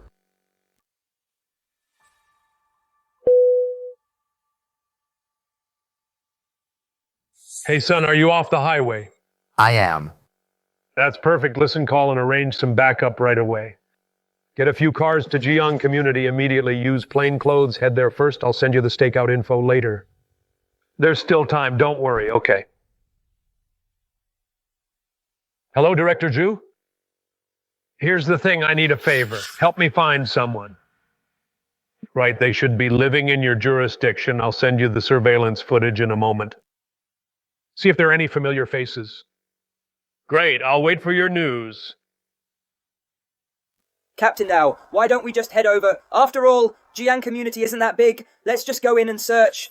Because at the very least, this is a major kidnapping case. No matter how small Jiang community is, it has dozens of buildings and over 10,000 people with all sorts of alleys and back streets. Those three are at least habitual traffickers. They'll definitely face the death penalty if caught. If we make a scene, it might put Panjing in danger. Oh, I see. I don't have a background in criminal investigation. I was in internal affairs before. I didn't think that far ahead. How could he see so clearly? How could he see so fast? He's not human. He's a legendary detective.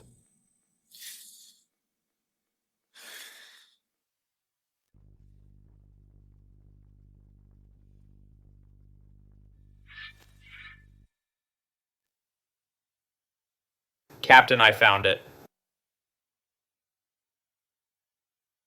Same brand, year, and color registered in Jiang community. There are 3 of them. Here is the owner information. They're all middle-aged men. Captain, there is a repair shop on Yonghong Road. They sent some information saying that last month they repaired a vehicle. It's the same car model as the suspects. Since it had out-of-town plates, he remembers it very well. The person who brought the car in was a masked young man. But the registered vehicle information does not match the suspect's vehicle. The license plate is wrong. I suspect it's a cloned plate, different from the one used this month. The registered phone number I checked it to, it belonged to a deceased elderly person. I suspect it was also obtained through illegal channels, but the repair shop's surveillance only saves for 7 days. We can't get the footage of the car being dropped off or picked up. Also, they used cash for the transaction, no bank card or online transfer information. Okay.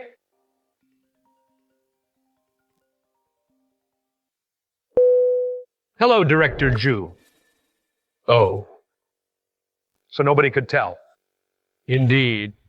The surveillance footage is still not clear enough. All right, let's leave it at that then. Sorry to trouble you. Nan. Are you busy? Uncle Zhao! These are... Portraits of the 3 people. Though the park surveillance is blurry, it's comprehensive enough, with various angles and lighting. Some details could still be drawn. I can confirm at least a 70% match.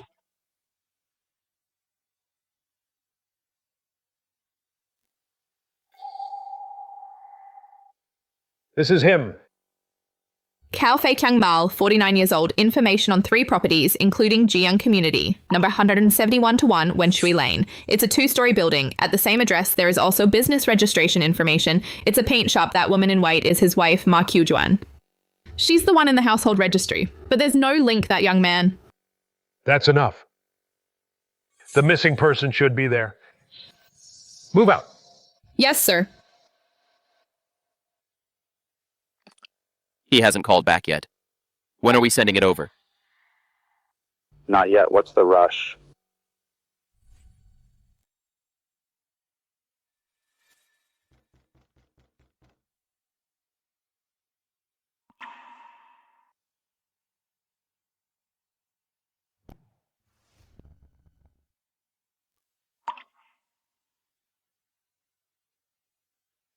New arrival.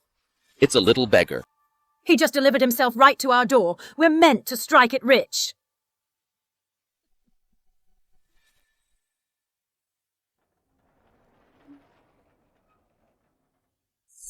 Uncle Zhao, I'm going too. Sis, they're bound to be extremely vigilant. There are at least 3 of them. Whether there's a 4th or 5th person, no one knows for sure. Which room is Panjing in? No one knows if you can't get them to open the door. Are you planning to storm in? Habitual traffickers could face the death penalty if they resist desperately. What if they hurt Panjing? Who will ensure Panjing's safety?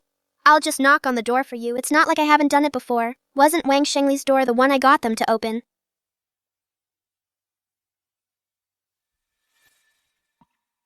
Please have a heart.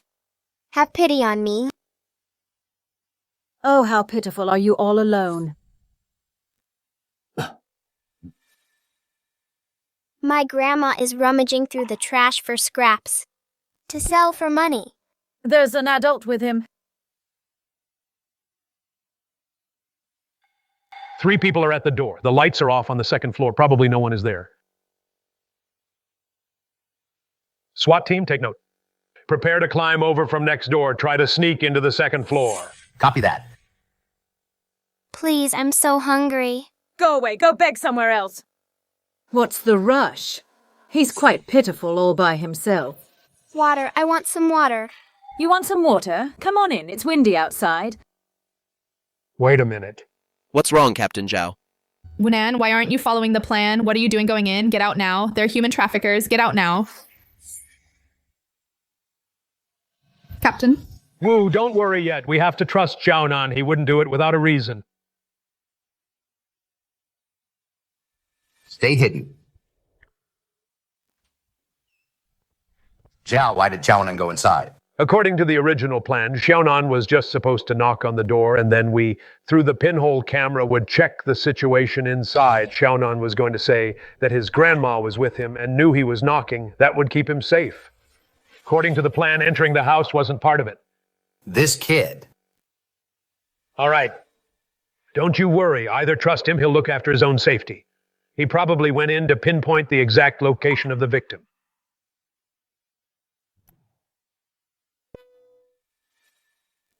Hello, Director Zhu. Oh, so it's confirmed. Okay, I got it. What's the matter, Captain? Just say it. Here's the thing. I contacted the local police station, sent them the sketches. They recognized one of the 3, that young man, according to the system. He's a repeat offender. Served 7 years for assault, just got out last year. He's related to the couple as their nephew.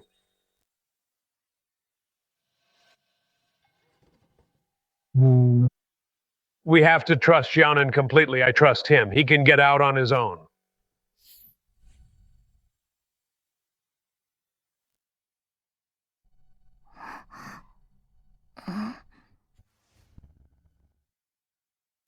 Auntie, second aunt, Auntie. Why did you let him in? There's an adult outside. We shouldn't touch him. Yeah, honey. We're not clean ourselves if this kid suddenly goes missing. Even if his grandma is confused, once the police search our place, we'll be in big trouble. Enough, you two don't know a damn thing. It's just an old woman begging with a kid. Once we find out more, we will have plenty of chances. Hey, kid, where are you from? The village. Just with your grandma. Where are you two going? Grandma said to the north there are big cities. And money. Going to the big city, so you're walking there. Where do you stay at night? Bridge. Under the bridge. Maybe we'll have a chance tonight. Little boy, that bridge tunnel you stay in, do you remember where it is? You must be thirsty and hungry. Help yourself. Thanks.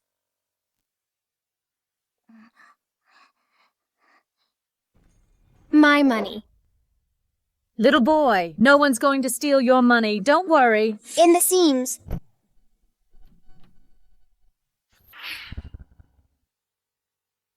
Confirm the location of the missing person. Son, hurry up. Nana's in danger. Move fast. Wait a second. Go back. Zhao, should we go in? No wonder, Nan. Had to dress up as a little beggar. My grandma. This Wunan? He's toast.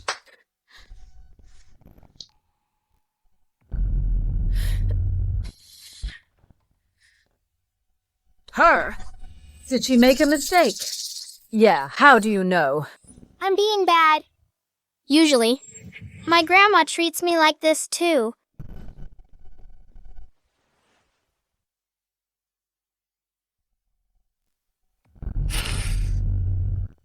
Something seems a bit off. Most likely. This kid is useless. What a shame. He's worthless. Stop asking. Drive him away. Who says he's worthless? He's got all his limbs. Look at those eyes, so beautiful. Little fool. How old is your grandma? Over 80.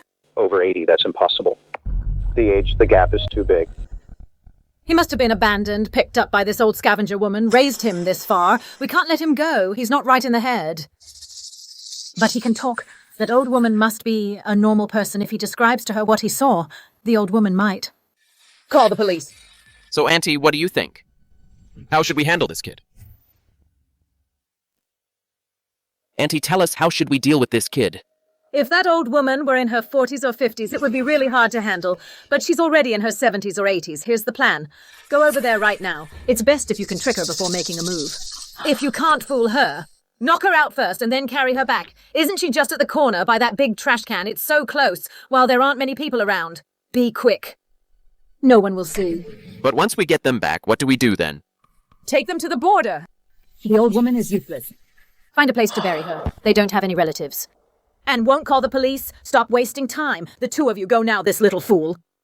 Leave him to me. Let's go.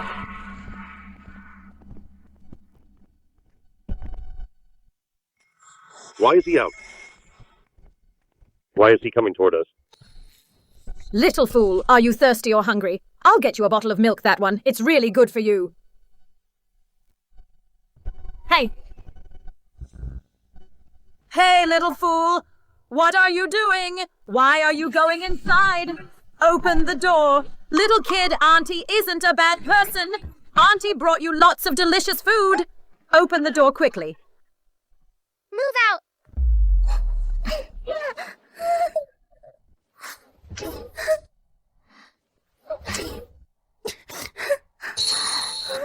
Don't be afraid, you'll be home soon. Big brother, I'm hungry. Here, there's food.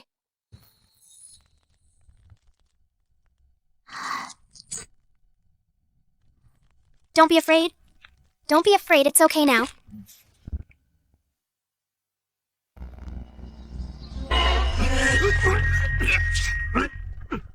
Action. Open the door. Stop messing around. Auntie was wrong. I shouldn't have called you. A little dummy, you hung 100 waterproof color. Easy coat, you're all back so soon. This kid, you guys. Freeze, police. Hands behind your head, get down. Stay put. Open the door, Xiaonan. Sis, where's Uncle Zhao? Uncle Zhao will be here shortly. Open the door. Xiaonan. Open this door, I promise I won't hit you. Be a good boy.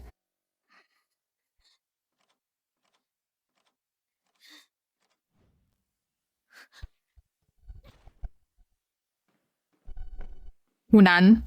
My dear sister, don't scare the kid. Wunan, you're dead meat. Uncle Zhao, help Wu Xinyan is going to kill someone.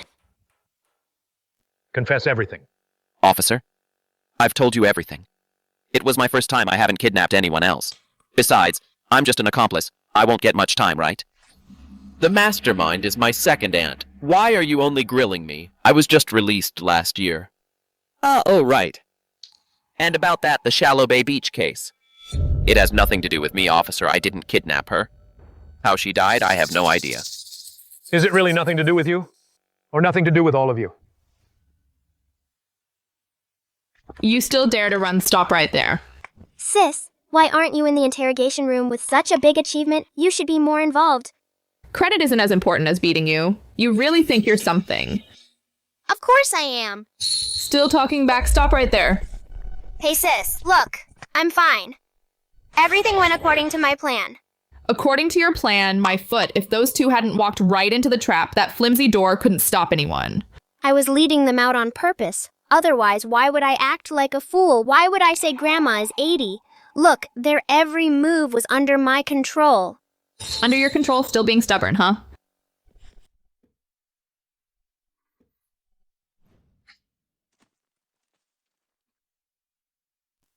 Love ya. Who taught you that? When did you learn to do that? Sis, I've been practicing in secret. I used to have quite the skills. You're too young to have a back in the day. So you've practiced? Right, all right then, your sister. Happens to have some skills too. Let's see what you've got. Wait. Sis, you're just bullying me now. You're a national champion. I'm just a kid. How can I compete with you? I thought you weren't afraid of anything.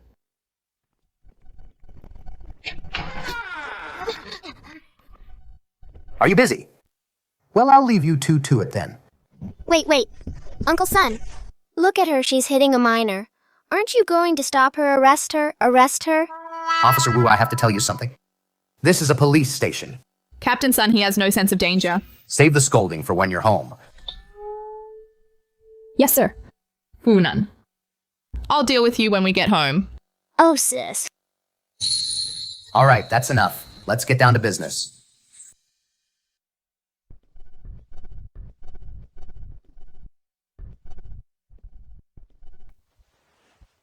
The three are being interrogated separately. They've confessed to part of the trafficking case, but regarding the Shallow Bay Beach case, they've denied everything and their statements don't quite match up. These are their detailed files, including call logs and bank statements. Uncle Sun showed them to me. You can see them whenever you want. Shonan, at this point, do you still think those three are connected to Luo Shanshan? I think there's not much of a connection. We'll know once we take a look. Ma Ji, male 26 years old from Bincheng. Ma Quzhuan, female 50 years old from Bincheng. Cao Feiqiang, male 49 years old from Mexian. Captain Sun, are these all the files? That's all for now. The rest will take time to investigate. Come in. Captain Sun, the medical report is out. Everything is fine. Her family has arrived. It's the big brother, Grandma. This big brother saved me. Thank you, little hero. Thank you, little hero. Grandma, please don't do that. Thank you, officer. The child was lost under my care. If she hadn't been found, I wouldn't know how to go on. Thank you. Ma'am, please, don't be like this. It's just our job. Please, stay calm. At your age, you should take care of yourself, Xiaolan. Here's the situation. The medical checkup is done. Everything looks good. She's just a bit shaken up. She'll be fine after a few days of rest. Now you and Xiaolan just need to give a statement. And sign some papers, then you can go home. It'll only take half an hour. Thank you so much. Thank you. You're welcome.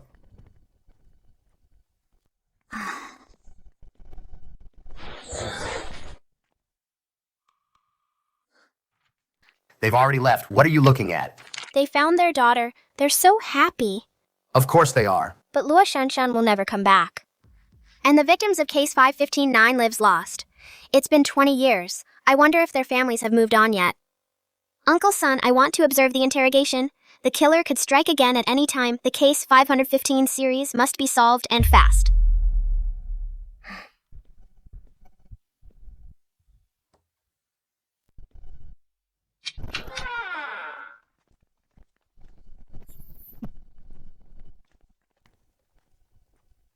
Director Ma, what brings you here? The person went missing in my district. I heard the suspect was caught. So I came to take a look. Brother Nan. Yes. Xiao LV, what did you just call me? Xiao Liu, what did you just call me? Are you calling me? It's just a title. It's just a name. But it seems you're not very convinced. I've asked around about you. You seem to have hyperthymesia. When it comes to memory, no one can beat you, but that's all it is. To catch a suspect's flaws during an interrogation requires systematic study. And you're definitely not as good as me. First, I don't have hyperthymesia. That's just my personal ability. Second, asking around about me, it seems you asked the wrong person. Oh, right, Captain Sun, why didn't you join the interrogation? I was out during the day. Just got back from the provincial capital. I don't know the details, so I won't join. Commissioner.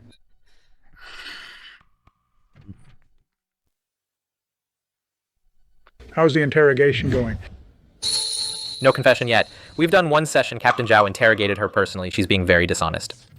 It's obvious. She's deliberately hiding some very important things. Even her whereabouts on June 30th are vague.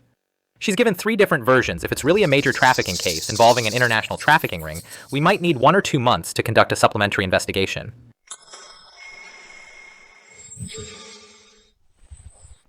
What are you dawdling for? Commissioner, today I have already reported the case to the provincial capital and the royal headquarters and contacted Jincheng. Once the materials are ready tomorrow, I'll take Zhao to the provincial capital for a case analysis report. I expect to be back by the afternoon of the day after tomorrow. Until then, the task force will be your responsibility for now. The people from Jincheng will arrive the day after tomorrow. You need to handle the reception well. Yes, sir. And another thing, Zhao. Before the new year, will be promoted to deputy director and will oversee criminal investigation work. He can't always be on the front line. In terms of seniority and ability, Chin has retired due to illness. The position of chief captain is definitely yours. Son, keep your temper in check from now on. Yes, sir. You're still sitting here. If I really told you what the evidence is, it would be too late for you. You said it yourself earlier. You remembered you returned to Bincheng on July 2nd. Did you take the highway or the local roads? The highway. Then why does your linked ETC have no payment records? I paid in cash, officer. Paid in what cash? ETC deducts payment automatically. I might have remembered wrong. That day we took the local roads. Ma Qiujuan, be honest with me. Sis, I'm heading back first. I'll take a taxi. You guys stay busy. Leaving already. Can't follow along anymore. Giving up. 1931. Interrogation requires professional skills. It's okay if you don't understand. As for her, it's unrelated to the Shallow Bay Beach case. Why should I keep watching? Unrelated. You're asserting it's unrelated already. These three suspects are clearly suspicious. Their statements are inconsistent. Anyone with a bit of common sense in interrogation could see it. They are hiding a great deal. You... Of course they're hiding a great deal. Xiaonan, did you find something? It's not exactly a discovery. It's just that the trafficking case is bigger than we thought. Based on the current clues, they are either connected to an international criminal organization, or they are members of one themselves. The organization's trafficking network spans across Southeast Asia. They have plenty to hide. This case will take a long time to investigate later on. It won't be something the city police can handle. It might even require Interpol's cooperation. 6 months, a year, or even several years. Anyway, it's simply unrelated to the Shallow Bay Beach case. As for why I'm so certain, what I found or how I deduced it, I'm not obligated to teach you. Believe it or not, if you don't believe me, check it yourself. I'm not interested anymore. Good luck.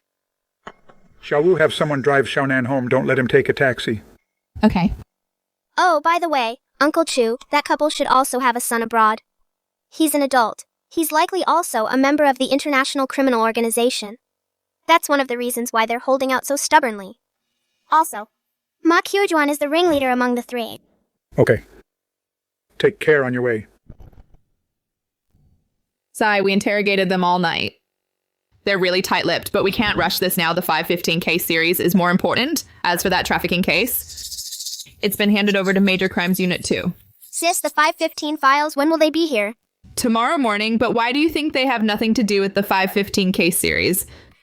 Didn't you say before that with today's surveillance density and population density, individual trafficking is impossible? It's quite complex, considering the scene environment, their files, and their reactions during interrogation. Hey sis, can I just not talk about it? I'm tired. Just tell me you didn't just make it all up, did you? Give me a brief explanation. You couldn't have just made it all up. Sis, provoking me won't work. I'm really tired.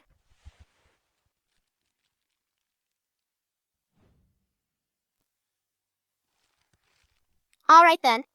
Putting everything else aside, let's just say as a member of an international criminal organization, low-level operative, they don't do freelance work. No matter who they kidnap, they must hand them over to their superiors. So the more they are involved, the relationship with case 515 is actually smaller. Take the Luo Shanshan case for example. The killer should be a local resident of Bincheng. Selling people to local residents is already against the organization's rules. Violating organization rules. You sure know a lot. International criminal organizations like that usually involve contraband smuggling, human trafficking, and organ trade. They also set up bases in unstable regions to train armed forces. Many children are kidnapped and taken there. Some are sold. Others are trained by them. Those with high talent will be groomed into top-tier criminals, specializing in assassination, theft of national treasures, cyber attacks, and stealing secrets. But it's very cruel. No childhood, no family, endless training. Those who fail will disappear forever. Those who survive to adulthood will also lose their humanity. You make it sound so far-fetched. Like it's out of a movie. Where did you learn this? From the internet. Okay. Enough of your nonsense. I need to take a nap. I have to do some door-to-door investigations this afternoon. Hey sis, I have a question. Shoot! Since I fell into the water, do you think I've developed some special constitution? You really have changed a lot. Oh, that's not what I meant. I mean, on the 10th day after I fell into the water, a murder happened right next door. Although the case is solved, a few days later we went to the beach and I dug up a body again. Your name is Wuna, not Conan. Stop overthinking it. I'm going to sleep, so go play by yourself.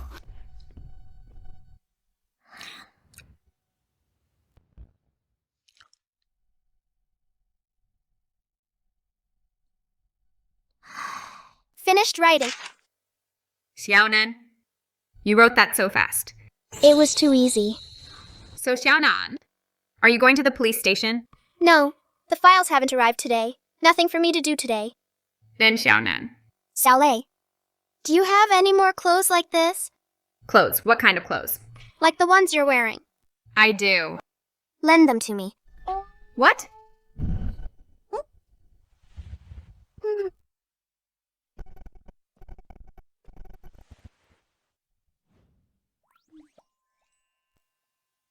Huh. Hello, everyone. I'm Wu Xiaonan.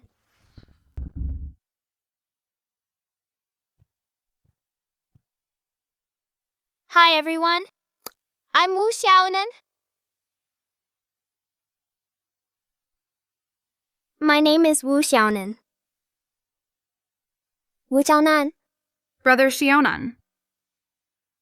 You're so weird. Cut the crap. You think I want to do this? Ha ha. Then why are you dressed like this? I have my reasons. Let's want to go shopping. Oh, sure. But I haven't finished my homework yet. I have 2 pages to write today. The questions are so hard. Oh, don't worry. It's so simple. I'll teach you when we get back. Let's go.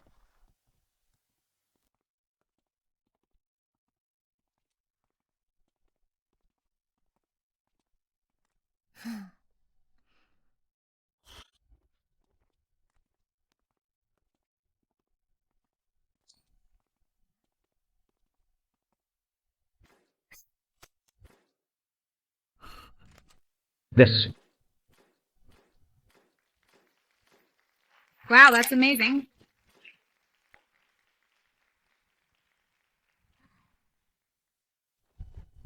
Impressive, don't come back again. Thanks, Brother Xiaonan, brother.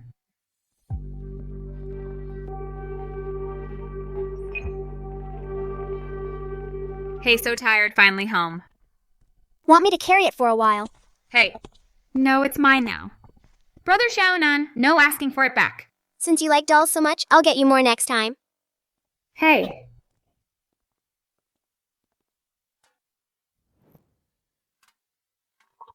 Wow. Stop wowing already! Are you a frog? Frogs go ribbit, not wow. There's a type of frog in Africa. Its call sounds just like wow. Wow, Brother Xiaonan has even been to Africa. Way more than just Africa. Oh, it's Dad's car. Dad, look at the big doll. Oh, whose doll is this? It's so pretty. Is this your classmate? This is Xiao Cough Cough.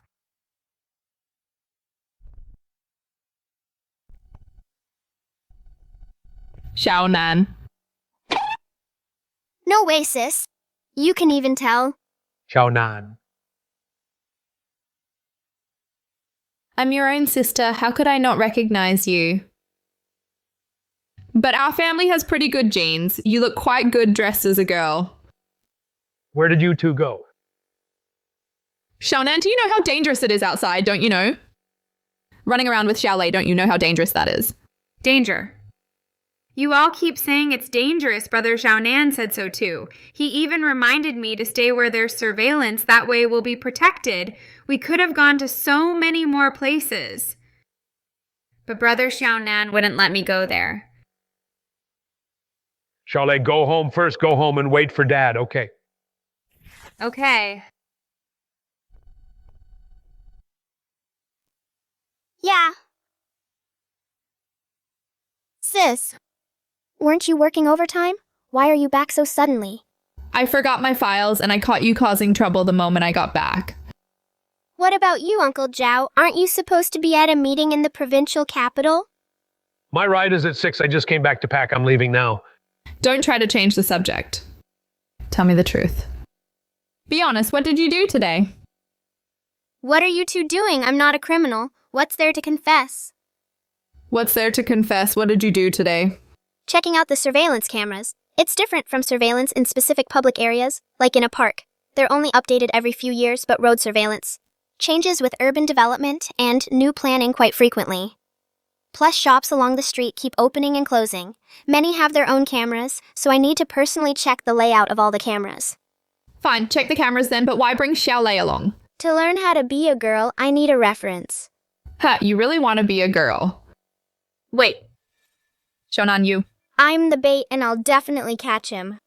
No matter who did it. I will definitely find you. Shonan, you. Xiaonan.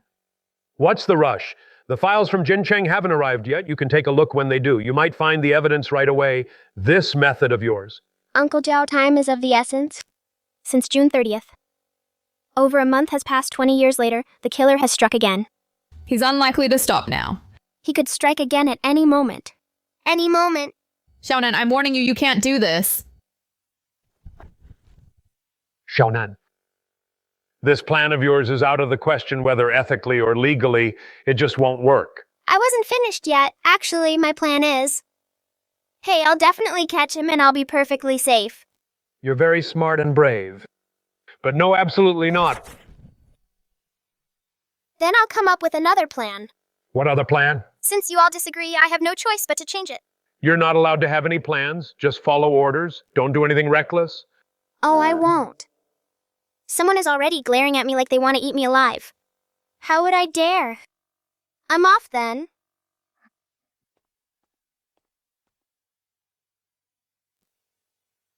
This kid never explains what he's up to. Officer Wu, don't worry. Once the files from Jincheng are here, I'll have Sun take them to him, give him something to do. Besides, he's good at this. He might actually be able to help us out. But no matter how fast he reads these files, will take him at least a month to get through. Let's go. Back it up, back it up. Bincheng Police 9012. Stop.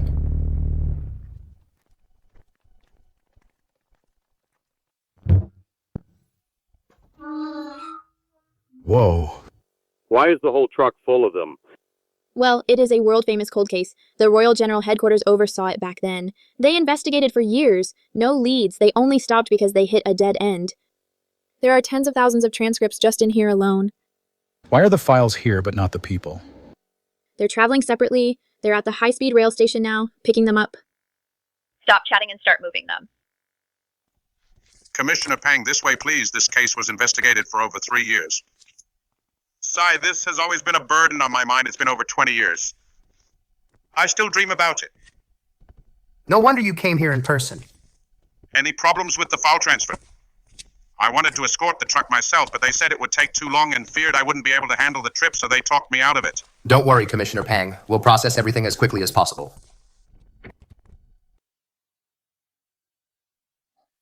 Why is there a child here?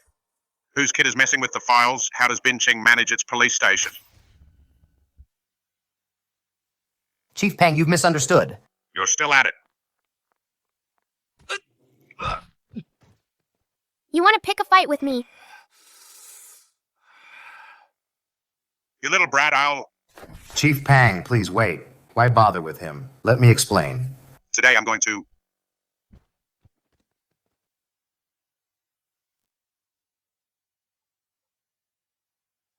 Fine. Impressive you people in Bincheng are something else. Is this how you run the police station? Actually trying to fight me. Move out of the way.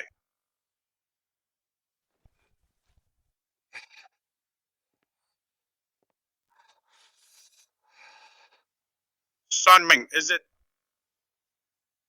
Just you wait. I'd like to see just how much power you have here.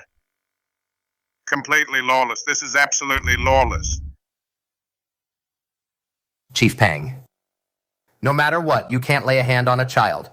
You're saying I hit a child? You're saying I'm fighting him. I was just going to pick him up. There's a misunderstanding here. There's no misunderstanding. Fine. You guys are unbelievable. Just wait and see.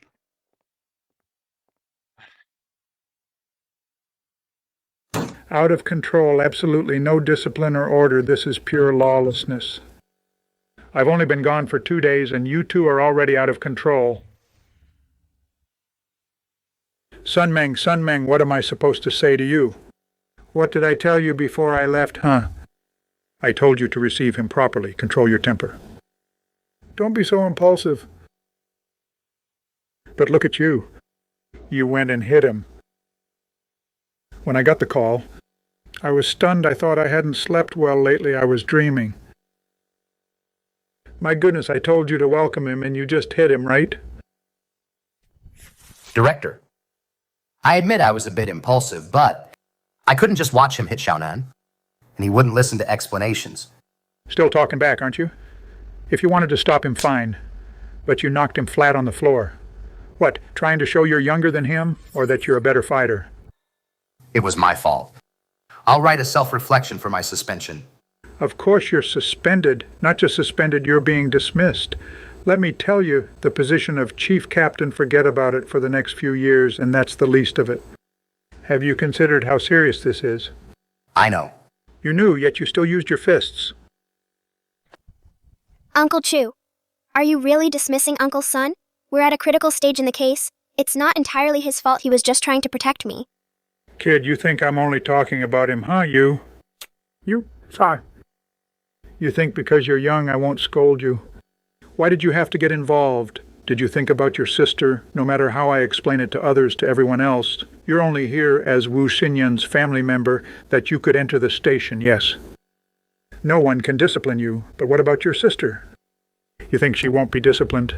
But he charged at me. It was a reflex, and I only kicked the stool. Who knew he'd get so worked up? They say Uncle's son has a temper, but he wasn't like that before. 20 years. The 515 case, like a nightmare, it's haunted Panghai for 20 years. Let me catch my breath. You two are really infuriating me. Panghai was in his early 30s back then, and he was already the chief of Jincheng Criminal Investigation. It might be a small place, but it shows how capable he is. For the first 2 years of the 5 and 15 series, he led the task force investigation. Even after the Royal General Bureau took over and brought in many experts. To reorganize the task force, he was still the deputy leader, a core member. He was involved in the entire series of the investigation process. A lot happened during those years. Some left the force. Some made mistakes. It's more than just Panghai's trauma. Recently, I spoke with the Jining provincial government and heard a lot. Originally, he didn't need to come in person. The Jincheng Police Department should have just sent someone. But Panghai is already at the provincial police department. Serving as deputy chief, he volunteered to lead the team here himself. As soon as he arrived, good grief, he saw a kid rummaging through the files. Tell me, how could he not be angry? Director, I'll go apologize to Deputy Chief Pang again. Is this something an apology can fix? 5 days. 5 days for what? I'll solve the case in 5 days. Can you hold off on dismissing Uncle's son and my sister? I just need 5 days. 5 days? You must be joking, Xiaonan. I know you possess some abilities that ordinary people don't have.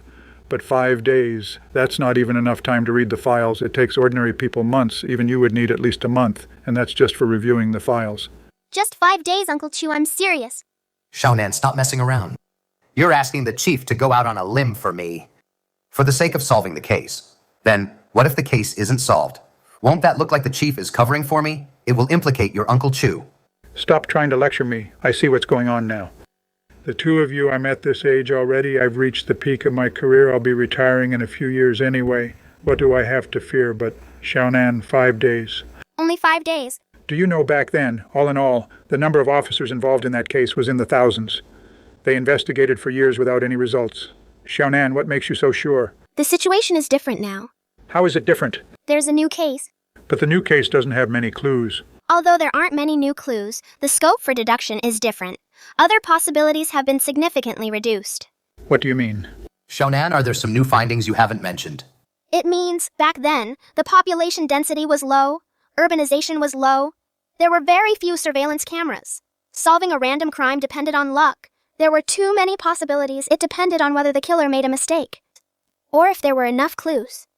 Otherwise, no matter how long the investigation or how many investigators there were, without a lucky break, there would be no result. But it's not like that anymore, even if it's a random crime. There's much less room for maneuver. So? Oh, all right. Fine. The details of my reasoning I'll explain at the very end. It's too long. Once we catch the person, I'll give a detailed analysis. Also, I've already determined the killer's general residential area. What? Where? I only know the general area. I can't say it yet. Why? Because that geographical area is not exactly small. If we conduct a massive sweep, unless we have incredible luck and catch the killer right away. Take blood samples for testing and compare DNA, otherwise we'll alert him he will flee. When that happens, no one will be able to find him. So what do you want? I just need 5 days, Uncle Chu, with the help of Uncle Sun, Uncle Zhao, my sister, and other officers I'm familiar with. I will find the killer, but on one condition. Uncle Sun and my sister must not be suspended. Otherwise, I've just caused trouble. And no one will listen to a word I say. Time is of the essence, Uncle Chu. I'm not just doing this for anyone. More importantly, it's for the victims to seek justice. And the killer might strike again very soon. The sooner we solve it, the better. Fine. 5 days it is. I'll find a chance to talk to Peng Hai. To keep him calm for now, I hope they'll do it as a favor to me and not make a scene for the time being. But this case eventually, the royal headquarters will definitely send someone to supervise. I believe within a few days they'll arrive in Binching. There will be a lot of talk. No one will be able to keep this a secret. All right, 5 days, but Uncle Chu, Uncle Sun, I have one more request. Go ahead. Keep it a secret to prevent anyone from interfering with me. Who would interfere with you? Oh, the people from Jincheng. Sigh. Don't worry. Since you two hit someone, the entire police station is in an absolute uproar. Everyone is gossiping. Including the officers who came today. I'm sure they'll soon find out about how you helped the police solve those major cases one after another. So don't worry. Even if they might not like you, they know what you're capable of. They won't interfere with you. Anyway, just keep it quiet. Let's go.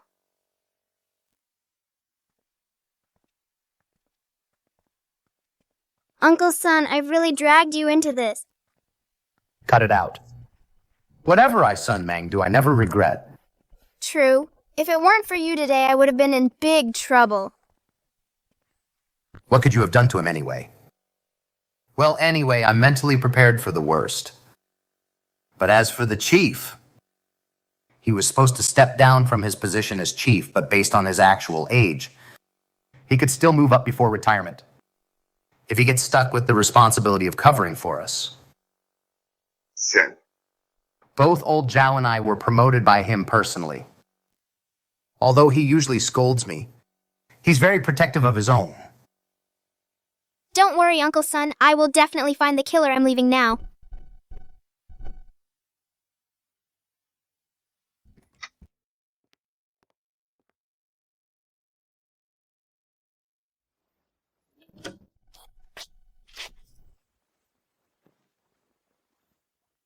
Is something wrong? I've heard many people talk about you. They say you're like some kind of miracle worker. Oh. I heard you finished reading the case summary. Did you find anything? Almost finished.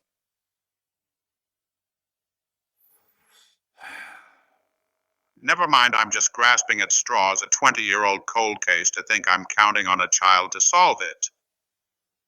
Sorry. I did find something. Do you want to hear it?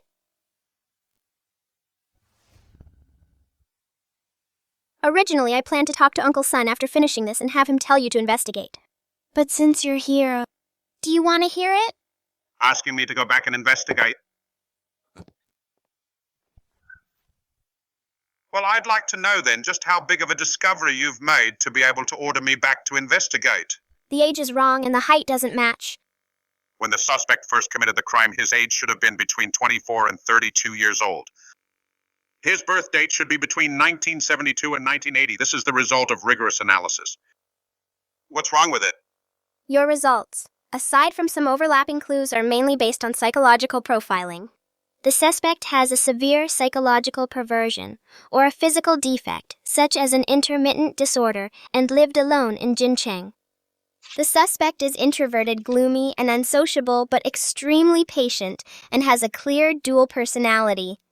He is very stealthy in his actions. What's the problem? Based on past experience. The age of such killers is generally over 25, because functional disorders don't cause much of a psychological burden during one's youth, but once a person reaches the age to marry and have children, this conflict will manifest. Huge psychological pressure and external stimuli will cause a mental breakdown, leading to psychological perversion. Actually, this analysis isn't wrong. So what did you find? You just repeated the file. The problem is, there are very few overlapping clues. This is just an analysis without any substantial evidence to prove it. The killer's age is almost pure speculation. Aren't you good at pure speculation? What are you denying? People are normal because of legal and moral constraints, because of values formed since childhood and bonds with loved ones. If a group of people were left on a deserted island where they had to compete to survive, anyone would become twisted. The reasons for being normal are similar, but the reasons for being twisted can be 1 in 1,000, right? Admittedly, you're right, but without the support of sufficient evidence, you can't overturn the previous conclusion.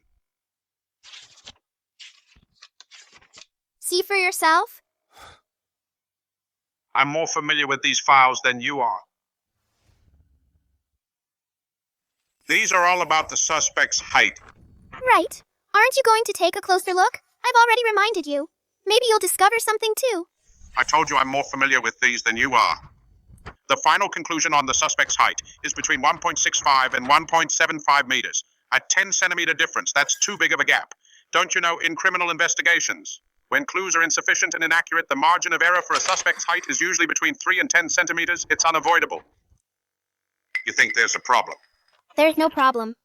The final conclusion is perfectly fine. With the forensic technology of that era and the conditions at the time, such a wide range is unavoidable.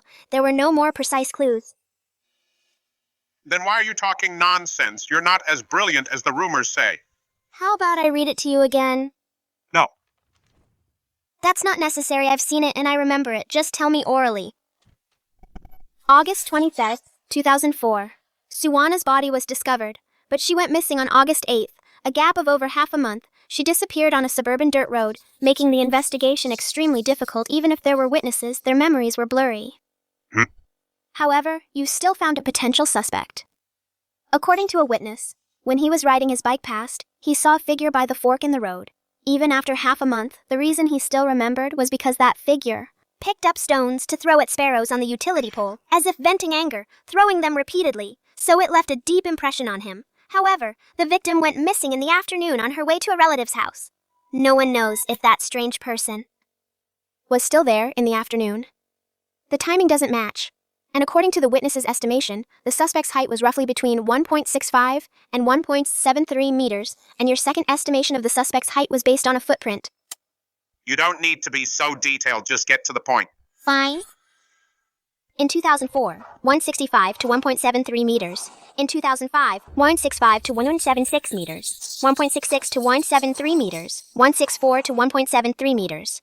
In 2006, 165 to 1.73 meters. 1.67 to 1.73 meters. In 2007, 1.66 to 1.76 meters. 1.67 to 1.75 meters. You skipped a lot. Yes, although there were 9 cases. The height conclusions were made dozens of times. The later investigations became more detailed, using one witness's description to find more witnesses, even when the times didn't match. Sometimes, different height descriptions would even appear. I just removed the duplicates and those that seemed meaningless to me. Sigh, with the conditions back then, between the time of disappearance and discovery, there was always a large gap. Too few surveillance cameras. Witnesses had blurry memories. This was the only way. Like looking for a needle in a haystack. If there's even a slight possibility, we have to work hard to investigate and record it all down. So I finished what I had to say. Haven't you noticed? Why are you being so cryptic? If you don't speak up, I'm leaving. I don't have time to humor you. In 2004, it was 1.65. In 2005, although there were lower height estimates, the 1.66 meter estimate appeared for the first time. In 2006, although there were also lower estimates, but 1.67 as the minimum height also appeared for the first time. Don't you think he was growing taller? I know when you estimate height, you consider many factors like being unable to judge the thickness of the soles. It could be 2 or 3 centimeters plus the height of the hair, whether they were wearing a hat, and the height of reference objects, and so on. Plus, there were mostly dirt roads back then. Standing on uneven ground can create visual disparity. That's also why the estimation range is so large. You add or subtract from the total, leaving a margin of a centimeter or two, but even under these circumstances, in 2005, the suspect still had a recorded height of 1.66 meters at the minimum. In 2006, 1.67 meters, which means in 2006, the initial data, the low height was 1.69 meters, assuming his soles were thick. It was only then reduced to 1.67 meters. You don't need to say more. I know what you're going to say. You mean when he committed the crimes, he was still a teenager, so you think the task force back then, their conclusion of him being over 25 years old was wrong? Pretty much. A teenager. A teenager. Although scientifically male growth plates close between the ages of 16 and 25.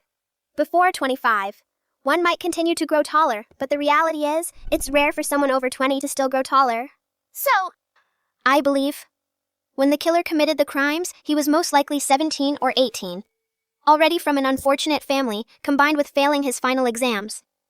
Of course, he could have been older or younger, starting school a year early or late, or dropping out of high school. Are all possibilities. Dropping out even earlier isn't completely impossible either. A teenager. Wait, that's not right. That's too far-fetched. I remember once. How should I put it? First of all, the data you mentioned is something you cherry-picked. This pattern you found, if placed among dozens of sets of evidence, looks more like a coincidence. Most of the other data actually proves that he wasn't continuously growing. And then go on. And then... It's been too long. But I vaguely remember. Someone mentioned a very young officer. Reached a similar conclusion as you. It was dismissed after a few words, too far-fetched. And it contradicted the theory of him being over 25. It would overturn many investigation results. Besides, even if we were to investigate in this direction, even if there's only a slight chance, we should still look into it. But there's no way to even start. There were too many teenagers back then. The killer's area of activity wasn't just in the city center, but also included surrounding villages and counties, and it's been 20 years. It seems you really want to solve this case. Cut the crap. If you want to solve the case, you need to let me finish first, but you have to answer one question first. What question? In your task force back then, was there a folklore expert? No. Why do you ask? No. Then the key lead I'm about to mention shouldn't be something that anyone else has brought up before. What lead? Southeast Asia is an extremely complex region, nearly 700 million people, over 90 ethnic groups, and our country, with nearly 100 million people, is both a source of migrants, and for historical reasons, has a large immigrant population, accounting for about 7% of the total population, mainly laborers from the last century and their descendants. Go on. You're really eager to solve the case. You're the first person who clearly has a conflict with me, but is still so patient. If it helps solve the case, you can beat me up again for all I care. I didn't do it on purpose. Talk about the case. What I want to say is, our country is multi-ethnic, with a complex demographic structure. Different ethnicities and faiths have led to different calendars. Calendars? The official one is the Gregorian calendar, but among the people, there's also the Buddhist calendar, the Hindu and Thai calendars, the Chinese and Vikram calendars, and many other religious calendars. It's very complicated, but on our official IDs, ethnicity isn't listed. So, what you're trying to say is the killer might be a descendant of immigrants. No. What I want to say is, of the 9 cases from over 20 years ago, 3 of them have very specific dates. Specifically, 2004, August 8th, 2005, July 28th, July 18th, 2006. What's special about them? Is there a pattern? They all have an 8 if we have to find a pattern. The killer likes to kidnap people in January, February, July, or August. But that's not absolute. These 3 days are June 23rd in the Manu calendar. The Manu calendar? In ancient times, it was a calendar based on lunar cycles in Southeast Asia and even across Asia. Many countries use it, but due to geography and traditional culture, there are differences in the calendar dates. In international translation, this calendar has a general name, called the traditional lunar calendar. The same day. June 23rd of the lunar calendar.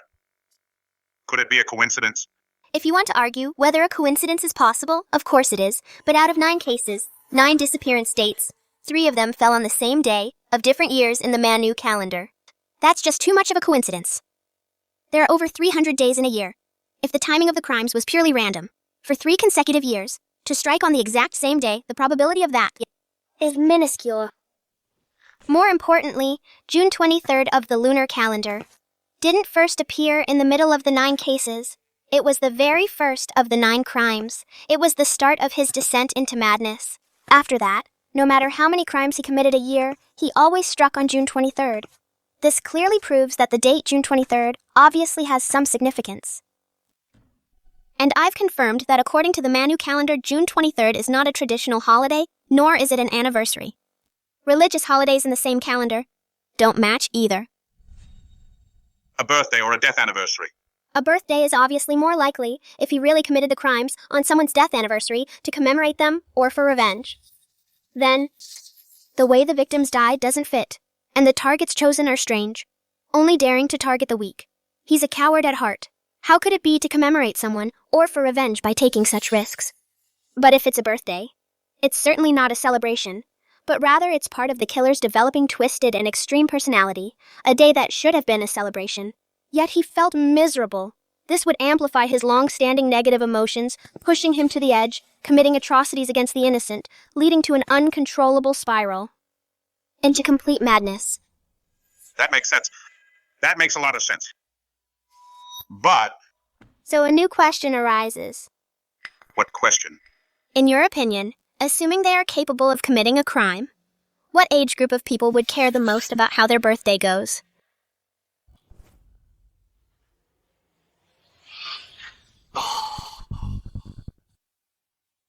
Teenagers. Teenagers. An extremely sensitive period. He was a teenager. Genius. You're a total genius.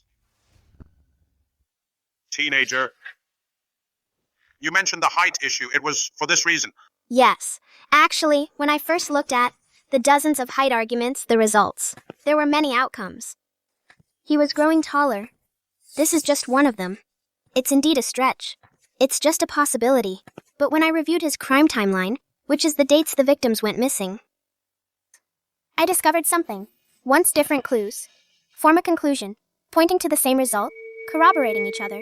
Then the possibility of it being a coincidence drops significantly. Also, I just checked online. August 5th, 2007, Bona County, Jincheng. A missing person case occurred. There's news about it. The age and gender match. The person vanished completely. No body was found afterward until today. It remains an unsolved disappearance. Exactly August 5th, 2007, is June 23rd in the Manu calendar. 2 conclusions. First, the killer didn't commit crimes for 3 consecutive years, but 4 years. This further proves my theory. Second, the killer didn't commit 9 crimes that year, but more. It's just that some cases, for various reasons, no bodies were found, so they were never linked to the 515 case series. For a joint investigation, you should book your ticket and hit the road. Huh. The killer, in 2004, when he first committed a crime, was a teenager. His Manu calendar birthday is June 23rd. If he was exactly 18, when he first committed a crime, then his birth date would be 1986, the 23rd day of the 6th lunar month, July 29th in the solar calendar. If he was 17 during the first crime, then his solar birth date would be 1987, July 18th, and so on. But I have no way of knowing his place of birth.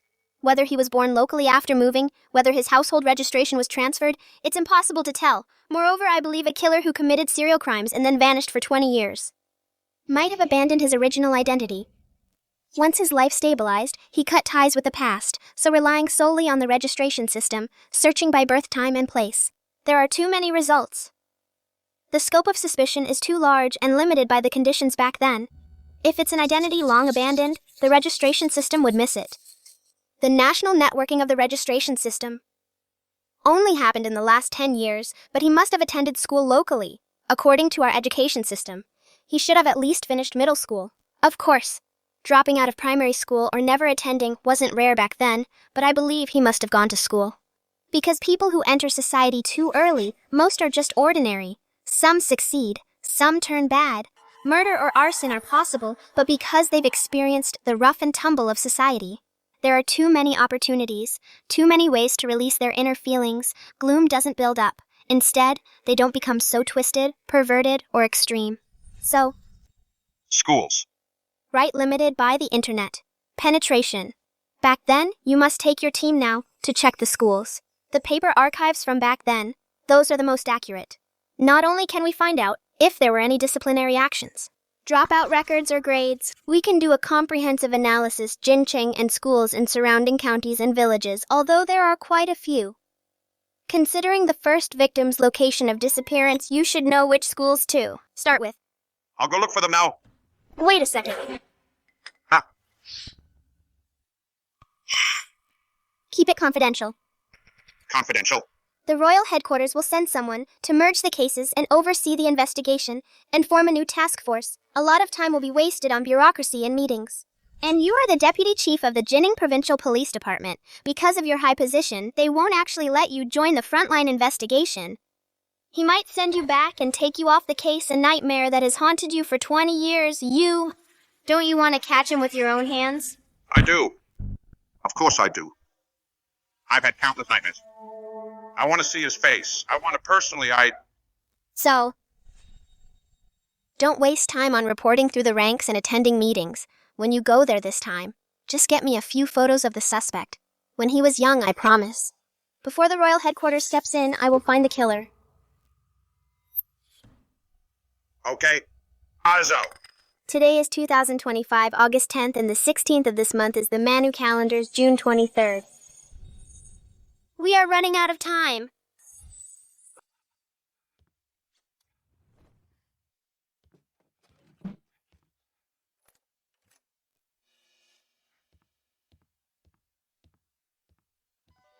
Xiaonan, he didn't give you any trouble, did he? No.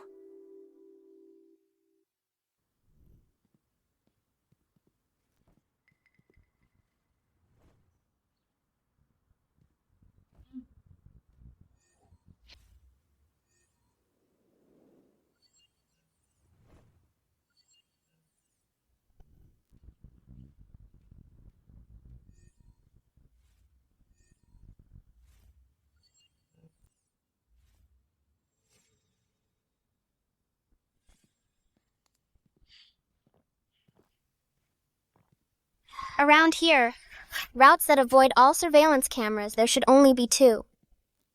Wait a second, girl. Kid, do you still want this bottle? Thank you. Oh, this girl's really pretty.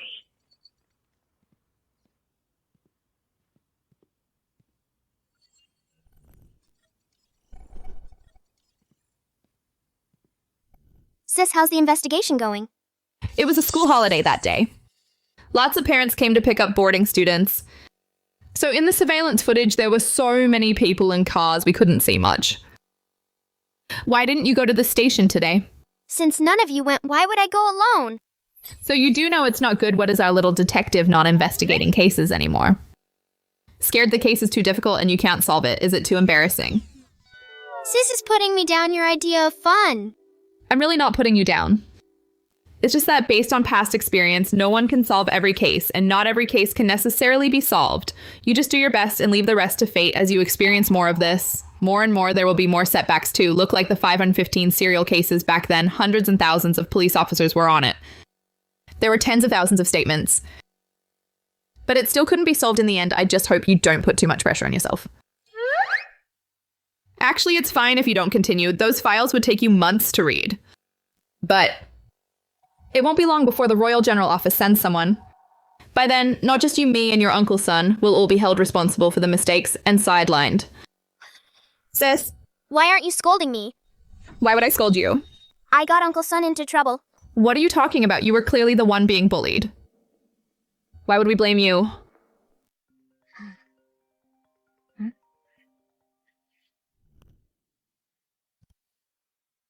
Oh, hello. Comrade Wusinyan, this is Pang Hai. Oh. Chief Pang. Hello, I'm sorry about what happened last time. On behalf of my brother, I apologize to you again. That's not necessary. What's his number? I don't have his contact info. Chief Pang, is it that serious? Please don't hold it against him. I'm not holding it against him. It's about the case. I need to go over the details with him. You want to discuss the case with him? Oh, wait a second. He's right next to me. It's for you. This is Wunan. Go ahead. Yeah. Okay, we have enough time. Thanks for your hard work. Okay. My phone number is. Call me anytime if anything happens. All right, let's leave it at that for now. Yeah, okay. Wunan! Tell me the truth. What is there to tell? You and Chief Pang. Regarding the case. Just discussing it, sis. I've already made peace with Chief Pang. Made peace, you've already driven him away.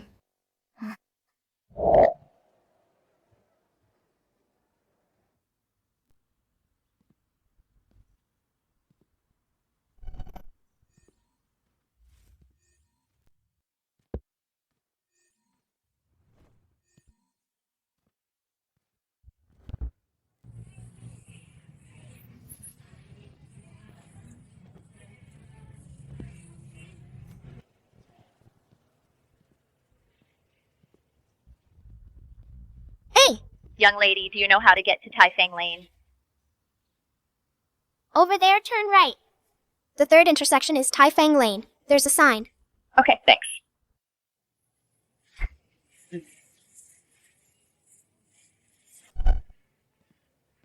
Boss, a Coke!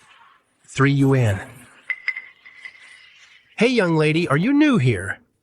These past few days, why do I keep seeing you? Yeah. Oh. Hello, Uncle Pang.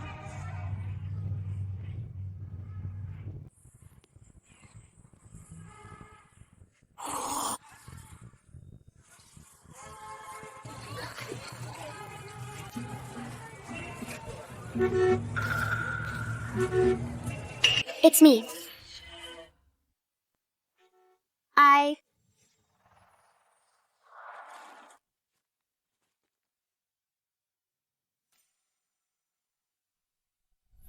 What a coincidence. Sorry. It's okay.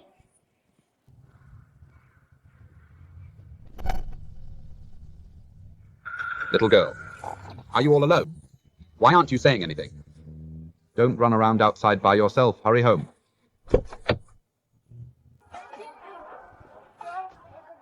You. Is something wrong? Just as I thought. Besides my sister, no one can recognize me. You, Wunan, why are you dressed like this? Solving a case. Solving a case. Doing this. Does your sister know? Does Captain Zhao know? Of course they don't. Do you know that doing this is extremely dangerous? It's not dangerous at all, but I don't want to explain right now why it's not dangerous. Anyway, can you stop hanging around here even if you're in a private car? People might not know your license plate number, but they definitely recognize your face. You're getting in my way. I'm just... I know you're patrolling. You're worried, you're afraid something else might happen. You're a good cop. That day, when you called the victim's family, I saw you. My daughter went missing once, too. Oh. That was just an accident. But she was found quickly. But I really understand how they feel. Is your relationship with your daughter better now? Much better. I've looked into it and heard about what you've been up to lately. You're certainly talented. I underestimated you before, but I'm still going to tell Captain Zhao and your sister about this. I can't let you keep investigating. Like this. It's like looking for a needle in a haystack. It's pointless. And dangerous. It's not like a needle in a haystack. It's normal that you don't understand. Before I give my report, no one will understand. That's a bit far-fetched. Right now I've narrowed it down to at least a dozen suspects. Who? What's the rush? I only have one shot at catching him. This killer is too important. If I catch the wrong person and the real killer is spooked and leaves the city, we'll probably never find him again. So I need to wait a little longer. You're bluffing me, aren't you? You're bragging way too much. You just don't want me to report you. Hey, Officer Peng. There are only 3 photos this time, and the files. Take a look. Okay.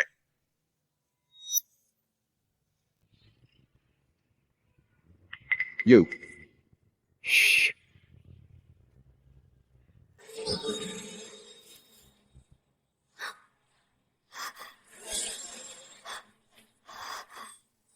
Found you. Who? The killer. The killer. Who is it? Look at you getting impatient again, although right now, I'm only 90% sure it's him, but it's not a certainty. There are many lookalikes in this world. Besides, a person's appearance can change a lot in 20 years. Like I said, I only have one shot at catching him. I need to eliminate any uncertainty. What do you mean lookalike? What, 20 years? Relax at the very least before he strikes again on August 16th. He won't leave Bincheng. What? August 16th. He's going to strike again. How do you know?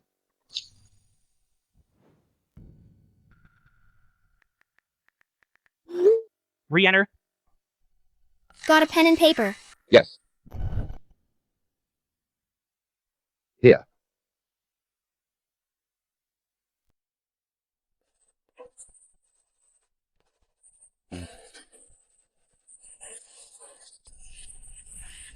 Who exactly are you?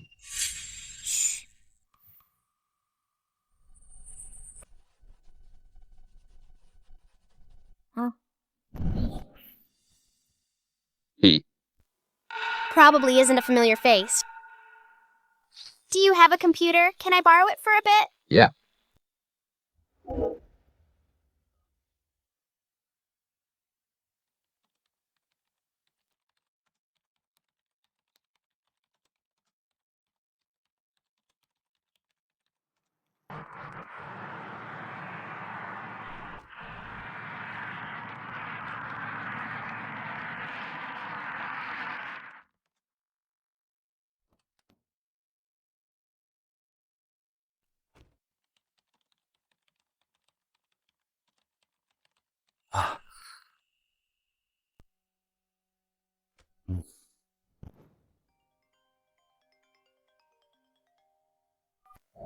Hello. Is Pang back yet? The high-speed train arrives in a few minutes. Oh. I'll send you my location. Take a look. Did you find him? It's definitely him. Come over.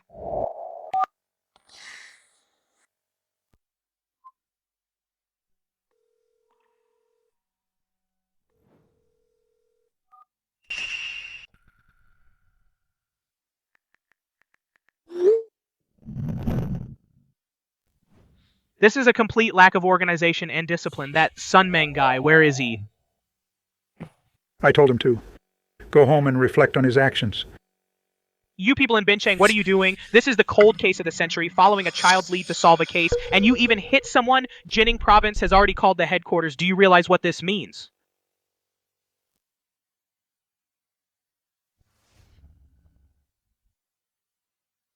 That's enough. Mayor, he is here. The situation in Bincheng before the facts are fully investigated. It's not your place to criticize here. Right. Mayor He. Director Chu, the issues in Bincheng.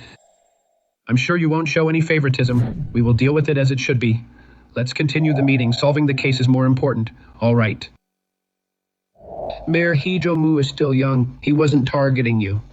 What on earth is Bincheng doing? Don't take it to heart.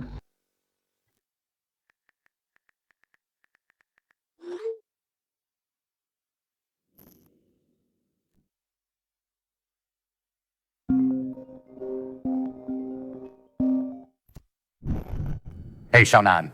Uncle Sun, what's the situation? Someone from the Royal Police Headquarters is here. The director told us to lie low for a while to avoid running into each other and causing embarrassment. They're here so soon. My sister said it would take a few more days. They came secretly, no one knew, mainly because once the 515 cases reopened, the social impact will be too negative. They're here to assess the situation first before discussing the public consolidation of cases what normal. Not dismissed yet for now. Wait until their meeting is over. It wasn't Chief Pang, it was the person who came with him, who reported the matter to the higher-ups. In my opinion, he might not be doing it for Chief Pang's sake. Both sides were responsible for the matter, but he reported it without permission. Captain Sun. Forget it. You wouldn't understand anyway. Is something wrong? Didn't see me today, so you missed your Uncle Sun. The address. What address?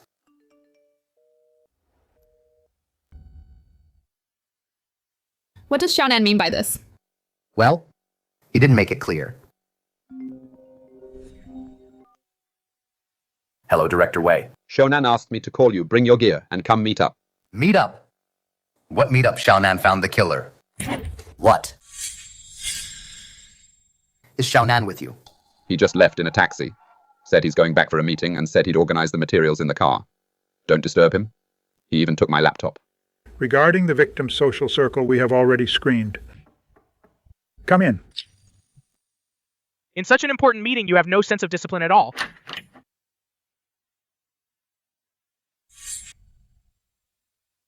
Can I take over the presentation? I have already found the killer. The killer? Xiaonan, which killer are you talking about? Shonan, wait. The 805 Shallow Bay decomposed body case. And the killer of the 5 and 15 serial cases. He's been on the run for over 20 years, claiming a total of 15 victims. I found him. Ridiculous. You don't even have the victim count, right? You people in Penang. Please take a seat, everyone. Shonan. Uncle, he doesn't believe me. Well, it's not about whether I believe you. But today's occasion is very important. If you... Including my private investigation. No one can explain the situation clearly. Xiaonan, I'll just ask you one thing. Is it pure deduction? Or do you have solid evidence? I have evidence absolutely solid.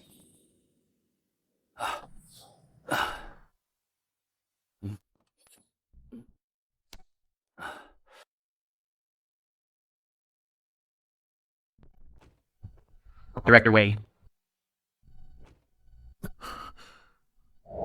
Director Wei, the equipment you requested is ready. Good. Chief Pang?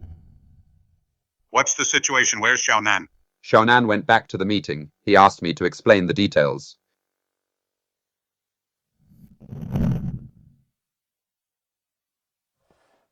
Hello everyone, my name is Wunan. I will now walk you through the 805 Shallow Bay decomposed body case and the 515 serial cases, the analysis and reasoning process, as well as the results. Let's begin. Allow me to start with an overview, the Shallow Bay decomposed body case, and the basic facts of the 515 serial cases. Director Liu. I remember back then. You served in Haidong Province, right? Yes. Then you must know Elder Guo. I do. We work together. We go way back. He's doing very well for himself now. His position is likely to change at the end of the year, either a transfer to the police headquarters or becoming the head of Haidong Police. Does Mayor, he know him too? No, but he knows him. He's Elder Guo's nephew. His family has been in the police force for 4 generations. You could say they're a police dynasty. His parents died in the line of duty 6 years ago. His sister is raising him now. And as for him, he's exceptionally gifted with a high IQ, a born detective, so to speak.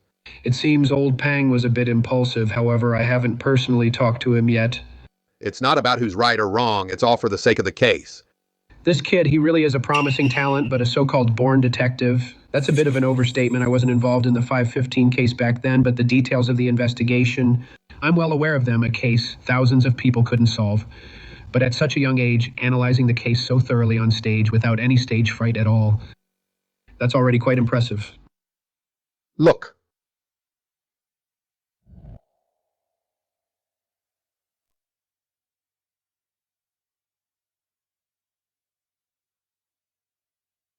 That's all for the 515 serial cases and the overview of the 805 decomposed body case. Now I'll talk about the latest progress from the task force. That's the general situation I can also rule out now, the suspect being in the shop. The shop was closed for several afternoons in a row. The suspect is living inside. I didn't dare get too close, to prevent the suspect from coming downstairs suddenly and noticing us. Okay. Then I'll arrange the next steps. Director Wei, send someone over first to scout around, see if the suspect has set up surveillance downstairs. Yes, sir. Shen, you were just transferred here recently, even if the suspect comes downstairs. He won't recognize you. You go, yes, sir. Good. Old son, over there you go scout that area. Yes, sir. Go over there and scout it out. Okay. We have 7 people, that's enough. Does Xiaonan have any other instructions? Shonan said before the arrest begins, he will contact us. Since the crime occurred, Uncle Zhao drew police forces from across the city to check the day Luo Shanshan went missing during the relevant time period. Captured on nearby surveillance, a total of 1,375 vehicles regarding cases where the owner wasn't driving. We performed surveillance screening, besides phone contact. We also conducted field investigations of 394 people. Took 509 statements, collected 116 DNA samples, all sent to the provincial capital for urgent matching. In addition, the victim's social circle has also been investigated. Kid, I have to interrupt you. Can we stop repeating things? Everything you just said during our meeting just now, Director Chu already explained it in detail. We're all aware of it. You don't need to repeat it. From the moment you walked in, you've been boasting. Can we just get to the point? To point out the problem, I first need to explain the problem itself. If I skip around, I'm afraid you won't understand. Don't interrupt me, you. Back to the case, okay? Since you're already caught up on the case's progress. I'll look at it from a different angle. Actually, from the very beginning, I never thought the killer committed the crime using a vehicle, nor do I think it was a premeditated act by one of the victim's relatives, and it's even less likely to be a student's parent or a staff member. The possibility of it being premeditated is extremely low. Let's first talk about the possibility of premeditation. There are 2 scenarios. The first one, the killer knew the victim and planned to take them during the chaos after school. The second one, the killer didn't know the victim and planned to kidnap a random target during the after-school chaos and just happened to pick the victim. However, considering the killer's past habits and the situation on the afternoon of June 30th, neither scenario holds up. That's a bit too definitive. The after-school chaos was due to the start of summer break. More people in cars mean more witnesses. There was even a major traffic jam. Multiple nearby intersections had traffic police directing on-site. Under these circumstances, I believe whether it's a human trafficker, a kidnapper for ransom, or the killer, in this case the likelihood of them choosing to plan and commit the crime that day is extremely low. The risk is too high. Based on this, the possibility of the killer using a car is also very low. First, the massive traffic jam. Not only would it be impossible to leave quickly, but his actions would likely be captured by a dashcam. Second, the road conditions. Cars can't enter the nearby alleys. If he wanted to leave the scene, he'd have to pass through a main intersection surveillance, and the killer, since he's the perpetrator of the 515 series, he must know how hard the police are searching for him. The killer committed over 10 crimes in a row back then, and is still at large. I must assume he has exceptional counter-surveillance skills. Whatever I can think of, he will definitely think of too. He wouldn't leave so many flaws for himself. That does make some sense. Then how can you be sure? The killer isn't another student's parent or a staff member. That's a bit too absolute.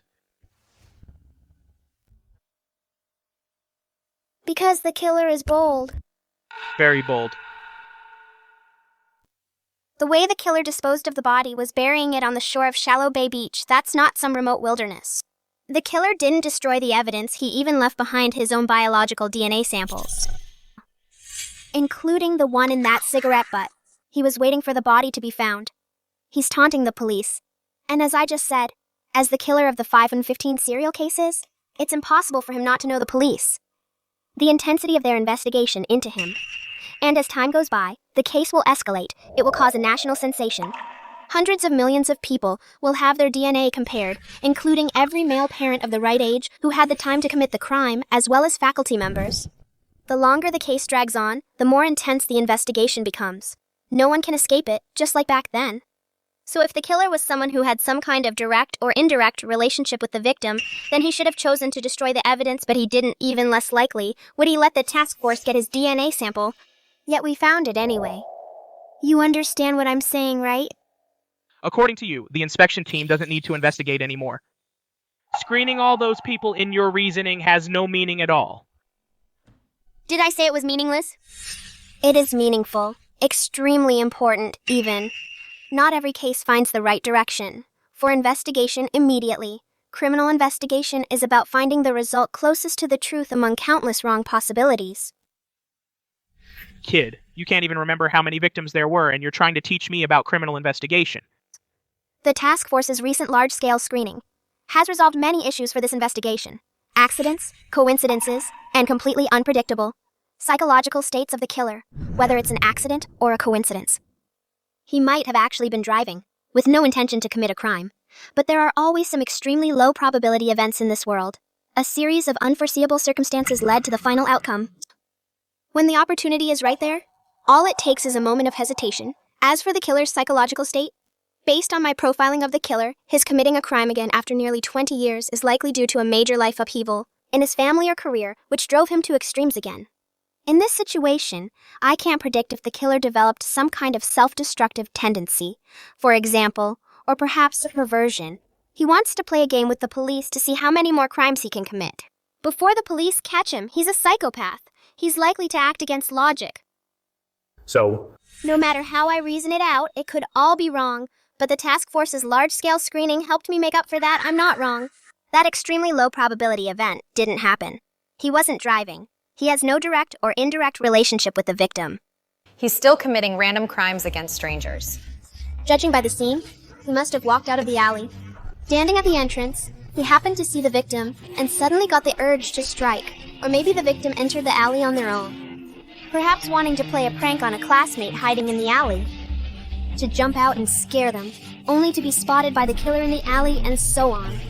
On the 4th day after the crime, I saw the 5 and 15 files sent from Jincheng. I spent about a day going through them, and in there I found a major investigative error, or rather, a new lead. An error. That's enough an error. You spent just one day, and you dare say the original investigation had a major error. Who do you think you are, a god? In one day, you can go through a truckload of files. This is absolute nonsense. Uncle, are you really going to let a child talk such nonsense on stage? I think Bin Cheng is getting more and more out of hand. Uncle? Shomu, how many times have I told you use professional titles while at work? Sit down. Yes. Director Liu. He is.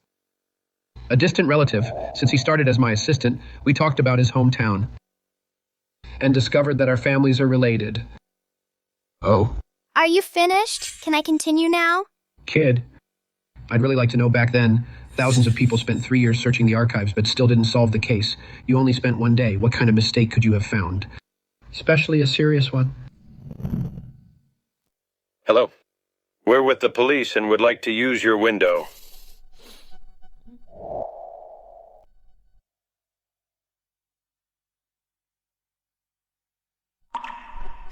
Officer, is there a criminal across the street? Sir, ma'am, don't be nervous. We'll take action soon and catch the criminal. All right. There's only the suspect in the room across, no signs of anyone else moving around.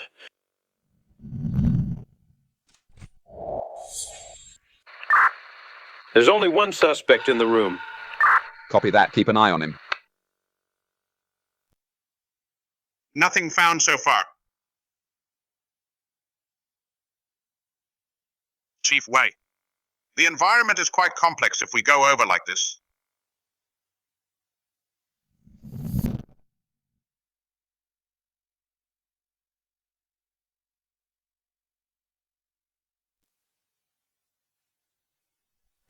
In conclusion, the killer seems to be growing taller. The killer, on his own birthday, committed the first crime and strikes every year on his birthday. These points corroborate each other. The killer, at the time of the crime, was most likely a teenager. A teenager. Also, based on his past patterns, since he has already started committing crimes again this year, then this year's lunar calendar, June 23rd, which is in 3 days, he will definitely strike again. A teenager. That's right. A teenager, Chief Chu, we should send someone immediately. No. Director, I'll take a team to Jincheng immediately personally to investigate student records. And the residency records from back then. Don't bother yourself with that. Why didn't you say so earlier? Such an important clue. You already found it a few days ago. Why didn't you report it in time? And the killer is about to strike again. You're hiding it on purpose. This will delay the investigation. How do you know I didn't say anything? Are you a mind reader, following me around all day? You? On the day I made the deduction, Chief Pang and I already discussed it, so he went back to Jincheng overnight to investigate. But in fact, this clue might be useful, or it might not be. Because in that era, there was a common situation. In order to go to school, people change their ages, meaning the killer celebrates his real birthday, but on his records, it might not be his real age. If that's the case, this clue will likely lead to a dead end, but time is of the essence, so I had to prepare for both scenarios. Based on my deduction, combined with the task force's investigation, I can already confirm the killer's general area of activity.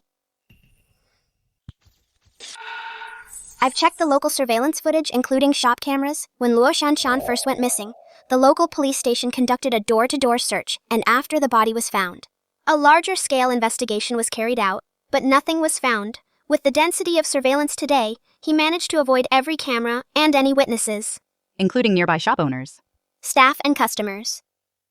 And he was on foot. Unlike squares and parks, scenic spots, and other places, surveillance facilities are only updated every few years, but in residential streets, shop cameras are affected by urban planning and business conditions. They change frequently, yet he avoided them all.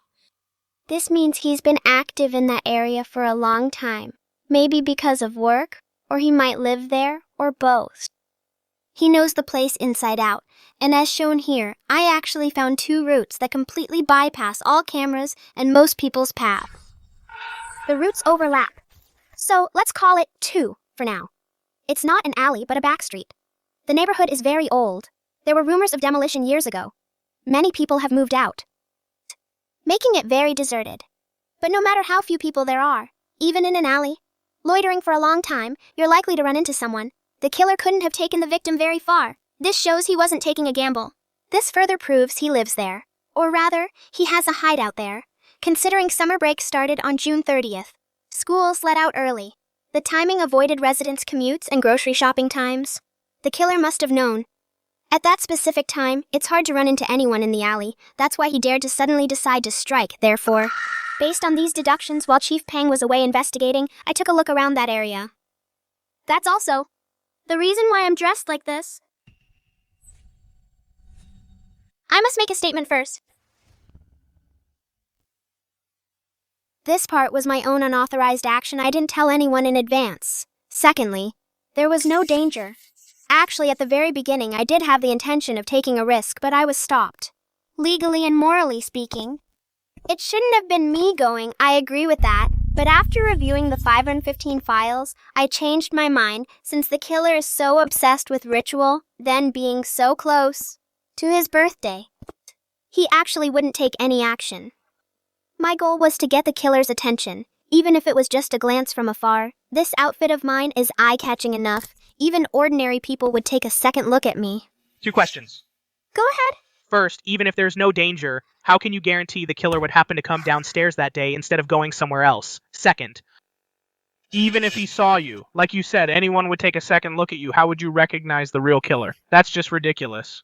First, the task force is searching the main street.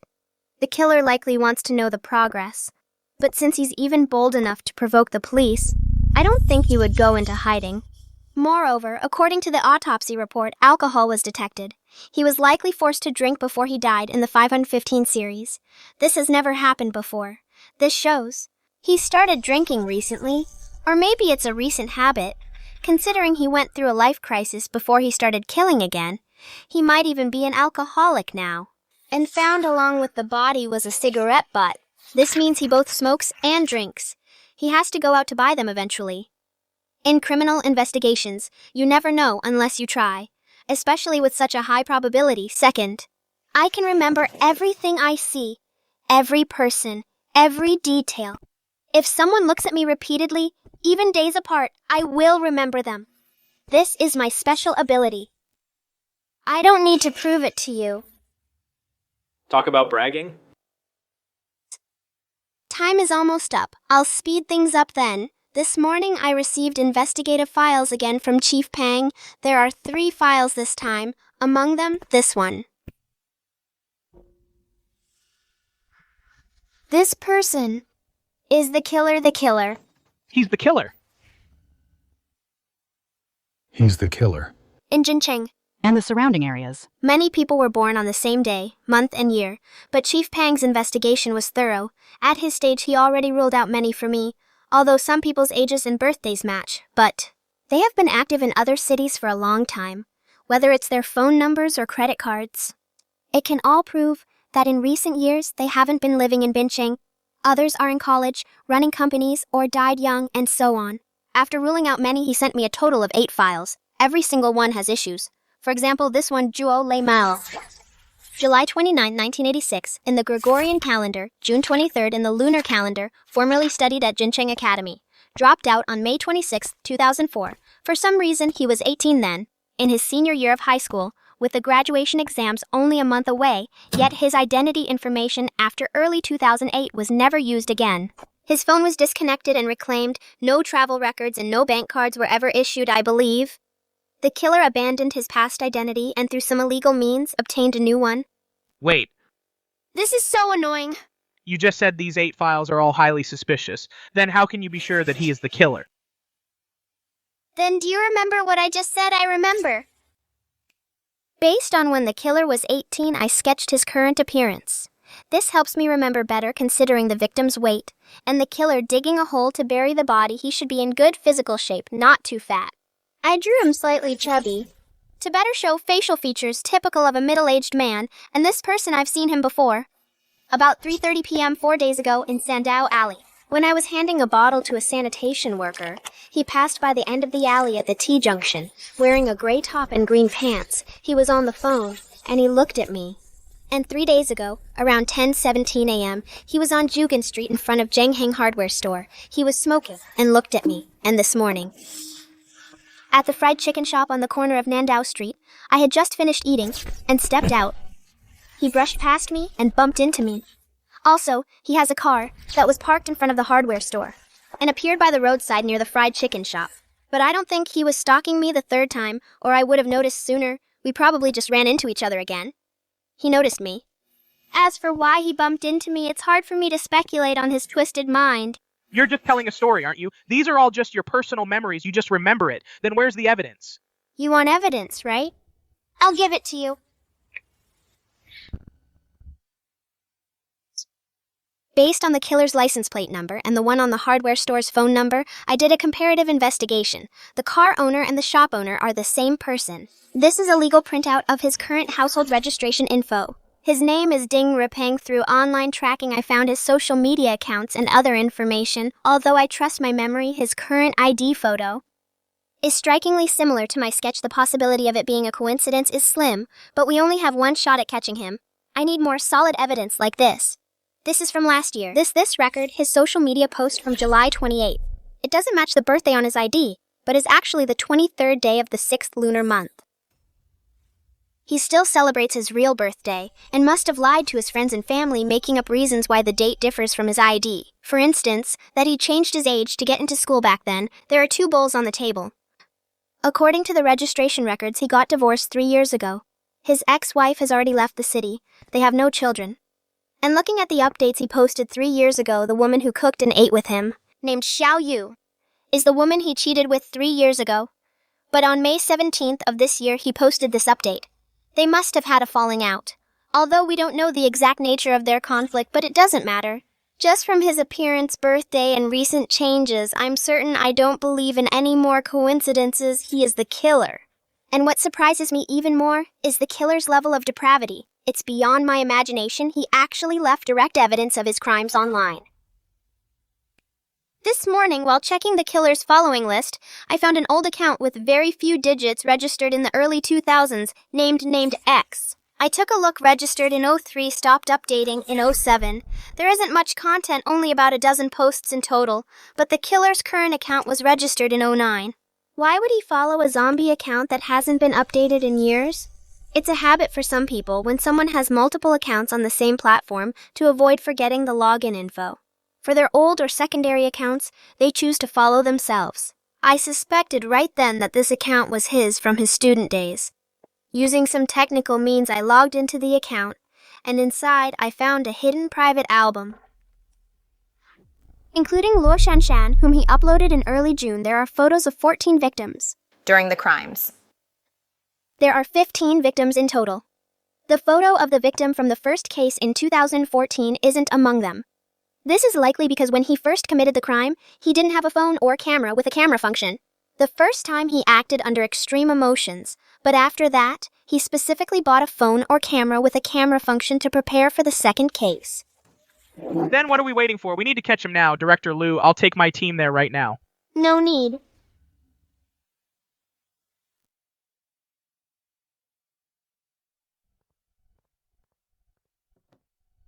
The task force is already in motion. Wu Xinyan Detective, Bincheng CID.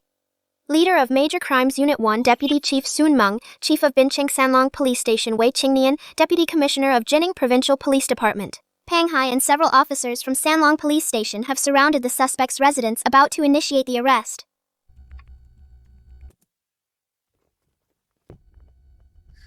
This is Wunan? Can you hear me? Uncle Zhao.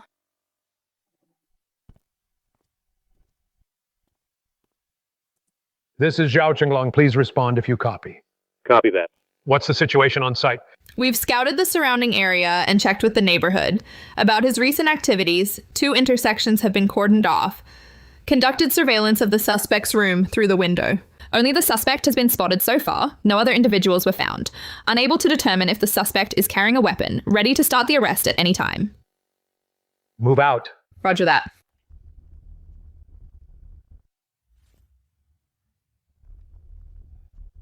You're all familiar faces in Bincheng. I'll knock on the door.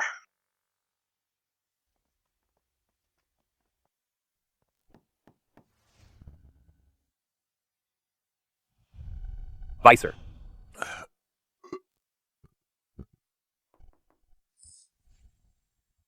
Who is it? Water company, I called you earlier to replace the smart water meter. Coming.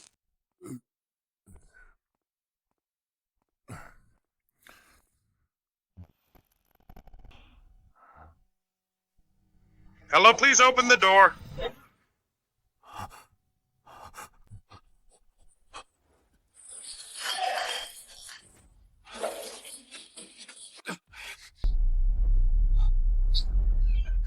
Stop right there. Xiao Mao. This way.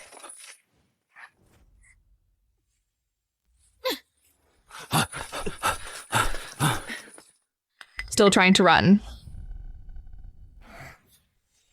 Get out of the way if you don't want to die. Ah.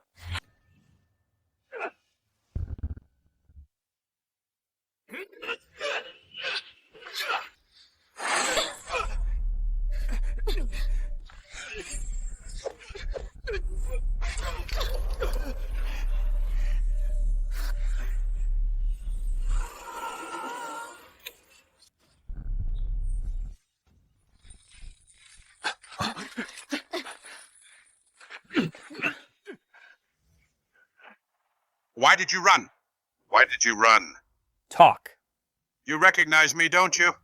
Peng Hai. Shu Zuzi. Zhou Yong. Zhang Teng. Ye Guilan. It's been over 20 years. You still haven't given up on finding me. You. These names are... These are from the 515 serial cases, the key detectives. After the 515 task force finished its investigation, the elites brought in from all over left. But the Jincheng police never gave up. Every few years, they tried to reopen the case, including private investigations. Hunting for 20 years, they never gave up. Reporting, Captain. The capture was a success. Let's head back. 20 years. Such a long time. How many 20-year stretches does a person get in a lifetime? Brilliant. Absolutely brilliant. A genius. A real genius.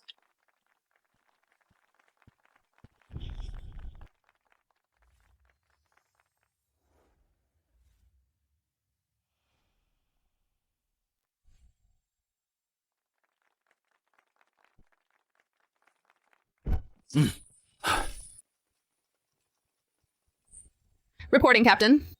The capture was a success. Let's head back. Sis, you've got to look cool jumping through the window. Everyone's watching. Why did you run?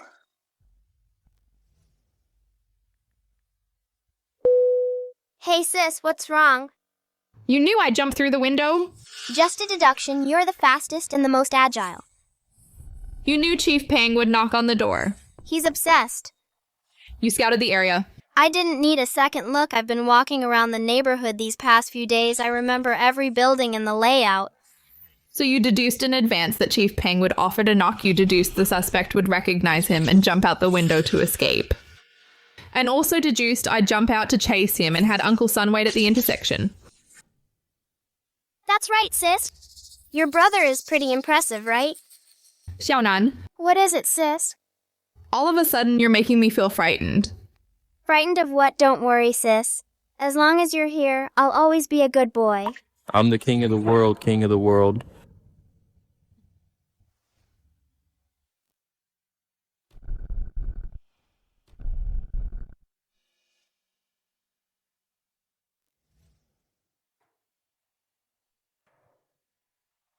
The DNA test results will be out in a day. Even without a confession, it is enough to get you executed dozens of times. Start talking. Why? 20 years later, you took another innocent life. Hi. I was in a bad mood that day. She took all my money and ran John Yu, that bitch. I got a divorce for her, but she kept refusing to marry me. All these years. She spent money like water. She even lied to me about buying a house. Then she ran off. You killed someone just for that. You. Woo. Don't be impulsive. Making a mistake for someone like him is not worth it. Is he even human? He is a piece of scum. He is a freak who doesn't deserve anything. Don't hit me. I will talk. I will tell you everything.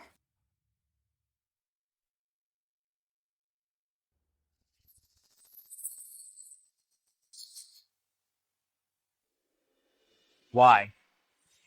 What did I do wrong? They didn't want me at all, that woman. She would rather spend money on that man than pay for my medical bills. She said seeing me made her feel sick. Seeing me was like seeing something rotten. She wanted to throw up. She regretted giving birth to me. So, just because your parents treated you badly.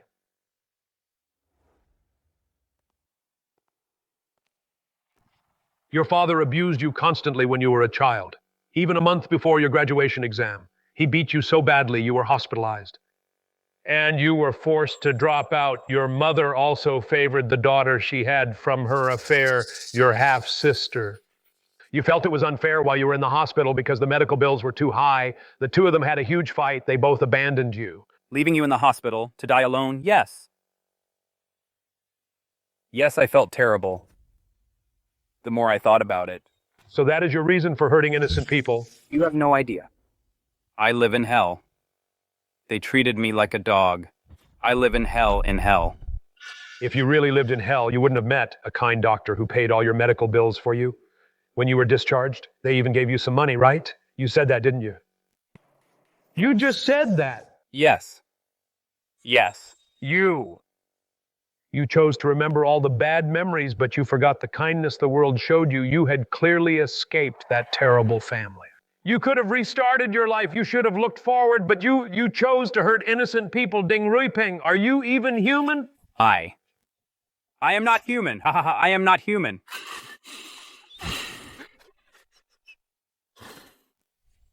After the first case, why did you commit the second crime and all the ones that followed? Give us the details.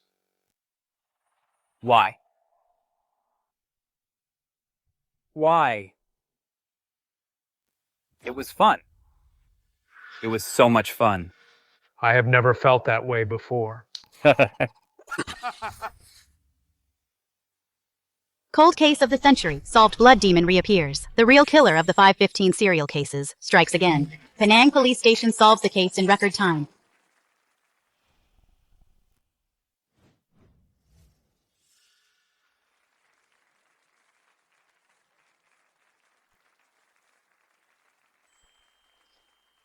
Hey, Officer Wu. What's wrong? Come to think of it, I should probably call you senior. We went to the same high school. I'm 2 years behind you. You want my phone number, don't you? Xiaonan told me. No, I'm not asking for your number, Officer Wu. Look, can you give me Nan's number? Huh. I asked him for it. He thought I was annoying and wouldn't give it to me.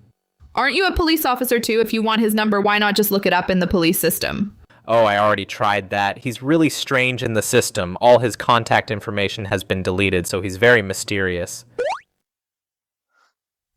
No need. What's his number? Give it to me. I'm in the system. I couldn't find his contact info. Wunan?